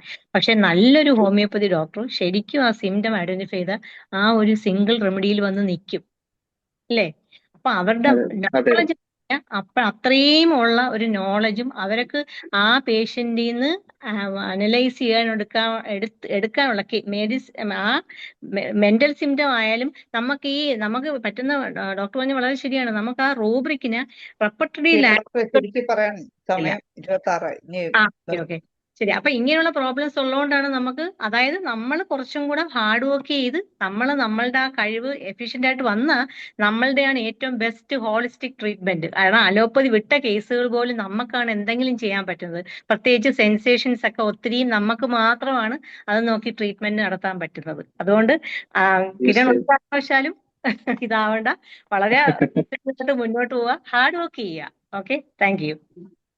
ഓക്കെ ഷീല ഡോക്ടറെ, ഷീല ഡോക്ടർ ഒത്തിരി കാര്യങ്ങൾ പറഞ്ഞ് അതുമെല്ലാം ശ്രദ്ധയിൽ മനസ്സിൽ കരുതി വെക്കുക. ഈ എക്സ്പീരിയൻസ്ഡ് ആയിട്ടുള്ള നല്ല പ്രാക്ടീസുള്ള 1-2 ഡോക്ടർമാരെ അടുത്ത് എന്താണ് ഒരു കൺസൾട്ടിങ് അല്ലെങ്കിൽ കുറച്ച് നാളൊന്ന് പഠിക്കാനിരിക്കുന്നത് നന്നായിരിക്കും എന്ന് എനിക്കും തോന്നുന്നു. ഒന്ന് വിസിറ്റ് ചെയ്യുന്നത് നന്നായിരിക്കും ഇടയ്ക്കൊക്കെ. ഓക്കെ, അടുത്തത് നമ്മുടെ ഡോക്ടറെ അൺമ്യൂട്ട് ചെയ്ത് സംസാരിച്ചോളൂ. ഹലോ, കേൾക്കാം ഡോക്ടർ. ജയചന്ദ്രൻ ഡോക്ടർ, പേര് പെട്ടെന്ന് മ്യൂട്ടായിപ്പോയി. ഡോക്ടറെ അൺമ്യൂട്ട് ചെയ്ത് സംസാരിക്കണം. മ്യൂട്ടായിപ്പോയി. ഓക്കെ, കേൾക്കാം. ഞാൻ ഡോക്ടർ ജയചന്ദ്രൻ, ട്രിവാൻഡ്രത്ത് നെടുമങ്ങാട് എന്ന് പറയുന്ന സ്ഥലത്ത് പ്രാക്ടീസ് ചെയ്യുന്നു. എൻ്റെ പ്രാക്ടീസ് തുടങ്ങിയിട്ട് ഒരു 19 കൊല്ലമായി. പിന്നെ എൻ്റെ അനുഭവങ്ങൾ പറയുകയാണെന്നുണ്ടെങ്കിൽ നമ്മുടെ കൂട്ടത്തിൽ ഡോക്ടർമാരിൽ ഇപ്പോൾ അലോപ്പതി ആയുർവേദ ഡോക്ടർമാരൊക്കെ ഒരു ക്ലിനിക്ക് തുടങ്ങിയ നമ്മളെയൊക്കെ വിളിക്കുകയും ക്ഷണിക്കുകയും നമ്മളെ റെസ്പെക്റ്റ് ചെയ്യുകയൊക്കെ ചെയ്യുന്നുണ്ട്. അതേസമയം ഹോമിയോ ഡോക്ടർമാരെന്ന് പറഞ്ഞാൽ അത് കൂടുതൽ പേരും ഒരു ഇൻഫീരിയറിറ്റി കോംപ്ലക്സ് ഉള്ള ആളുകളാണ്. അവരൊന്നും ക്ലിനിക്ക് തുടങ്ങിയാൽ നമ്മളെ വിളിക്കാറുമില്ല, ആദരിക്കാറുമില്ല. അതുപോട്ടെ, പിന്നെ ഞാൻ ഇപ്പോൾ സമയമില്ലാത്തതുകൊണ്ട് പെട്ടെന്നങ്ങ് പറയാം. ഞാൻ പറയാൻ ഉദ്ദേശിച്ച പല കാര്യങ്ങളും സ്റ്റാർട്ട് ഡോക്ടറും ധനേഷ് ഡോക്ടറും നേരത്തെ സംസാരിച്ച ലേഡി ഡോക്ടറൊക്കെ പറഞ്ഞു കഴിഞ്ഞു. പിന്നെ എനിക്ക് എൻ്റെ അനുഭവത്തിൽ വെച്ച് എനിക്ക് പറയാനുള്ള ഒരു കാര്യമെന്ന് വെച്ചാൽ, നമ്മുടെ അടുത്ത് വരുന്ന പേഷ്യൻസിൻ്റെ അടുത്ത് നമ്മൾ വളരെയധികം അവരെ പ്രായത്തിനെ മാനിച്ച് നമ്മളെ റെസ്പെക്റ്റ് ചെയ്ത് അവരെ സംസാരിപ്പോൾ ചേച്ചി, അമ്മ എന്നുള്ള രീതിയിലൊക്കെ റെസ്പെക്റ്റീവായിട്ട് നമ്മൾ അവരുടെ അടുത്ത് അവരെ കാണുകയും സംസാരിക്കുകയും, പിന്നെ പണക്കാർ കാണും, പാവങ്ങൾ കാണും, അവരെയൊക്കെ നമ്മൾ ഫീസ് വാങ്ങുന്ന കാര്യത്തിൽ നമ്മൾ അവരുടെ അത് നോക്കണം. പാവങ്ങളാണെങ്കിൽ പാവങ്ങൾ ആ രീതിയിൽ അവർ തരുന്നതുകൊണ്ട് തൃപ്തിപ്പെടാൻ ആദ്യകാലങ്ങളിൽ അങ്ങനെ ശ്രമിക്കണം. പിന്നെ നമുക്ക് പേരും പ്രശസ്തി ആകുമ്പോൾ നല്ലൊരു ഫീസൊക്കെ വയ്ക്കാം. പിന്നെ എന്താണെന്ന് വെച്ചാൽ പേഷ്യൻ്റ് വന്നു കഴിയുമ്പോഴത്തേക്ക് അവർ കയറി വരുമ്പോഴേ അവരുടെ രോഗലക്ഷണങ്ങളൊക്കെ നമുക്ക് അറിയാൻ പറ്റും. എന്നിരുന്നാലും അവർക്ക് പലതും പറയാൻ കാണും. അവരുടെ വീട്ടിലെ കുടുംബകാര്യങ്ങളോ മക്കളെ കാര്യമോ മരുമക്കളെ കാര്യമോ അതും ഇതും ഒക്കെ പറയാൻ കാണും. ഇതെല്ലാം നമ്മൾ ശതമാനം കേൾക്കിട്ടിട്ട് അമ്മച്ചി സാരമില്ല, ഞാൻ മോൻ്റെ അടുത്ത് പറയാം, അല്ലെങ്കിൽ മരുമകളുടെ അടുത്ത് പറയാം, ഞാൻ പരിഹാരം ഉണ്ടാക്കി തരാം എന്നൊക്കെ പറഞ്ഞ് അവരെ സമാധാനപ്പെടുത്തിയിട്ട് നമ്മൾ മരുന്ന് കൊടുക്കുമ്പോഴത്തേക്ക് അവരുടെ അസുഖം അവിടെ നിന്ന് ഇറങ്ങി പോകുമ്പോൾ തന്നെ പകുതി കുറഞ്ഞിരിക്കും. എൻ്റെ അനുഭവത്തിൽ മരുന്ന് വാങ്ങിച്ചുകൊണ്ട് പോയവരൊക്കെ ഒരു പകുതി കഴിച്ചിട്ട് പിന്നെ ചോദിക്കും, സാറേ ബാക്കി കഴിക്കണം, എൻ്റെ അസുഖം മാറി ഇനി കഴിക്കണമെന്ന് ചോദിക്കുന്നവരുണ്ട്. മാത്രമല്ല, എൻ്റെ പേഷ്യൻസ് പലരും കല്യാണം കഴിച്ച് കോട്ടയത്തും എറണാകുളത്തും പാലക്കാടും തൃശ്ശൂരും ഒക്കെ പോയവർ അവിടെ ഇരുന്ന് അസുഖം വരുമ്പോഴത്തേക്ക് എന്നെ വിളിച്ച് ചോദിക്കും. ഞാൻ ഫോണിൽ കൂടെ മരുന്ന് പറഞ്ഞു കൊടുക്കും. അങ്ങനെയുള്ള നമ്മുടെ എക്സ്പീരിയൻസിൽ നമ്മൾ കുറേയധികം നമ്മൾ അറിയാണ്. പിന്നെ എന്ന് വെച്ചാൽ നമ്മൾ വലിയ ആളെന്ന് അവിടെ നമുക്ക് എന്ത് സംശയം ഉണ്ടെങ്കിലും നമ്മൾ സീനിയേഴ്സിൻ്റെ അടുത്ത് ചോദിക്കുന്ന അവളുടെ നല്ലതാണ്. ഞാനിപ്പോൾ തന്നെ എൻ്റെ സുഹൃത്ത് ഡോക്ടർ ഇസ്മായിൽ സേട്ട്, ഭദ്രൻ, ചന്ദ്രശേഖരൻ, ഇങ്ങനെയുള്ളവരുടെ അടുത്തൊക്കെ ഞാൻ എൻ്റെ എന്ത് പേഷ്യൻ്റ് വരുമ്പോൾ എന്തെങ്കിലും സംശയം ഉണ്ടെങ്കിൽ ചോദിക്കാം, അവരെല്ലാം കൃത്യമായിട്ട് പറഞ്ഞു തരും. എനിക്ക് എൻ്റെ പ്രാക്ടീസിന് അത് വളരെ ഉപയോഗപ്പെടും. പിന്നൊന്ന് നമ്മുടെ ഈ IFPHലെ മീറ്റിംഗ്, CME പ്രോഗ്രാമൊക്കെ നമുക്ക് പ്രാക്ടീസിനും നമ്മുടെ അറിവ് വർദ്ധിപ്പിക്കാനും ഒരുപാട് ഉപയോഗം ചെയ്യുന്നുണ്ട്. ഡോക്ടറും ഇതെല്ലാം ഫോളോ ചെയ്ത് നന്നായിരിക്കും. ഡോക്ടർക്ക് ഒരു നല്ല പേരും പ്രശസ്തിയും ഉണ്ടാകട്ടെ എന്ന് ആഗ്രഹിക്കുന്നു. ഓക്കെ ജയചന്ദ്രൻ ഡോക്ടറെ, നമ്മുടെ സമയവും ഇവിടെ ഏകദേശം കഴിയാറായിരിക്കുകയാണ്. എന്തായാലും കിരൺ ഡോക്ടർ ഇതെല്ലാം ഒരു വെല്ലുവിളിയാണെന്ന് മനസ്സിലാക്കിയല്ലോ. കുറച്ച് ഷഫീഖ് വെല്ലുവിളികൾ ഡോക്ടറെ ഉണ്ടെന്ന് മനസ്സിലാക്കിയപ്പോ തന്നെ ഒരു നന്നാവാൻ തുടങ്ങിയിട്ടുണ്ടെന്ന് അതിൽ തന്നെ ഉണ്ട്. ഡോക്ടറെ ഷഫീഖ് ഡോക്ടറെ എന്ന് വിളിക്കായിരുന്നു. ഷഫീഖ് ഡോക്ടർ ട്രിവാൻഡ്രംകാരനാണല്ലോ. ഷഫീഖ് ഡോക്ടർ ഉണ്ടോ? അൺമ്യൂട്ട് ചെയ്ത് സംസാരിക്കാമോ? നമ്മളെ സമയം കഴിഞ്ഞു. ഷഫീഖ് ഡോക്ടർ പിന്നെ ഷഫീഖ് ഡോക്ടർ ഉണ്ടോ? ഉണ്ട്. അല്ല ഉണ്ട്, പക്ഷെ റെസ്പോണ്ട് ചെയ്യത്തില്ല ചിലപ്പോഴേ. സമയം കഴിയാറാകുമ്പോ ചിലപ്പോ. ഉണ്ട്. ഡോക്ടറെ സംസാരിച്ചു കേൾക്കാവോ? കേൾക്കാം. എനിക്ക് ഫുള്ളായിട്ട് അറ്റൻഡ് ചെയ്യാൻ പറ്റിയില്ല. ഓൺ ചെയ്ത് വെച്ചെങ്കിലും ഞാൻ പല സ്ഥലത്തായിരുന്നു, അതുകൊണ്ട് ഫുള്ള് കേൾക്കാൻ കഴിഞ്ഞില്ല. എന്താണെങ്കിലും പുതിയ ഡോക്ടർമാർക്ക് ഒരു പ്രചോദനമാണ് ഡോക്ടർ കിരൺ. എന്താണെങ്കിലും നല്ല കോൺഫിഡന്റ് ആയിട്ട് ഹോമിയോപ്പതി പ്രാക്ടീസ് ചെയ്യാൻ കഴിയുമെന്ന് പുതിയ യുവജന ഡോക്ടർമാർക്കൊക്കെ ഒരു മോട്ടിവേഷനാണ് ഡോക്ടർ. അപ്പൊ അതുകൊണ്ട് കാരണം ഡോക്ടർ അലോപ്പതി കഴിഞ്ഞിട്ട് ഹോമിയോയിലോട്ട് വരുമ്പം ഇത് സൂപ്പർ സ്പെഷ്യാലിറ്റി ആണ് ഹോമിയോപ്പതി എന്നുള്ളതിന്റെ തെളിവാണിത്. അപ്പൊ അതുകൊണ്ട് മോസ്റ്റ് മോഡേൺ എന്ന് പറയുന്നത് ഹോമിയോപ്പതി ആണെന്നുള്ളതിന്റെ തെളിവാണത്. അപ്പൊ അതുകൊണ്ട് എന്താണെങ്കിലും ഡോക്ടർ ഇനിയും ഇതേപോലുള്ള പുതിയ പുതിയ സബ്ജക്റ്റുകളുമായിട്ട് വരിക, യുവ ഡോക്ടർമാർക്ക് വേണ്ട പ്രചോദനം കൊടുക്കുക. ഡോക്ടർക്ക് എല്ലാവിധ ആശംസകളും അറിയിക്കുന്നു. അതുപോലെ ഇങ്ങനെ ഒരു ഇതിൽ വന്ന് പങ്കെടുത്ത് എല്ലാവർക്കും ഇത് ചെയ്തതിൽ IFPHന്റെ പേരിൽ പങ്കെടുത്ത എല്ലാവരുടെ പേരിലും വളരെ ഹൃദയത്തിന്റെ ഭാഷയിൽ നന്ദിയും അറിയിക്കുന്നു. ഓക്കെ ഷഫീഖ് ഡോക്ടർക്കും നന്ദി അറിയിക്കുന്നു. എന്തായാലും കിരൺ ഇങ്ങനെ ഒരു വിഷയമായിട്ട് വന്നു. ഇനി ഇതുപോലെ എല്ലാ ദിവസത്തെയും നല്ല ക്ലാസ്സുകളെല്ലാം ശ്രദ്ധിക്കണം. അതൊരു നല്ല എക്സ്പീരിയൻസ് ആവും എന്ന് പറഞ്ഞുകൊണ്ട് നമ്മൾ ഈ പ്രോഗ്രാം വൈൻഡപ്പ് ചെയ്യാനുള്ള സമയമായി. അതുപോലെ കിരണിന് എല്ലാവിധ ആശംസകളും നേരുന്നു. ഇന്ന് ഈ സൂം പ്ലാറ്റ്ഫോമിൽ ഉണ്ടായിരുന്ന എല്ലാവർക്കും ശുഭരാത്രി നേർന്നുകൊണ്ടും നാളെ ഇതേ സമയം കാണുമ്പോഴേക്കും നമസ്കാരം.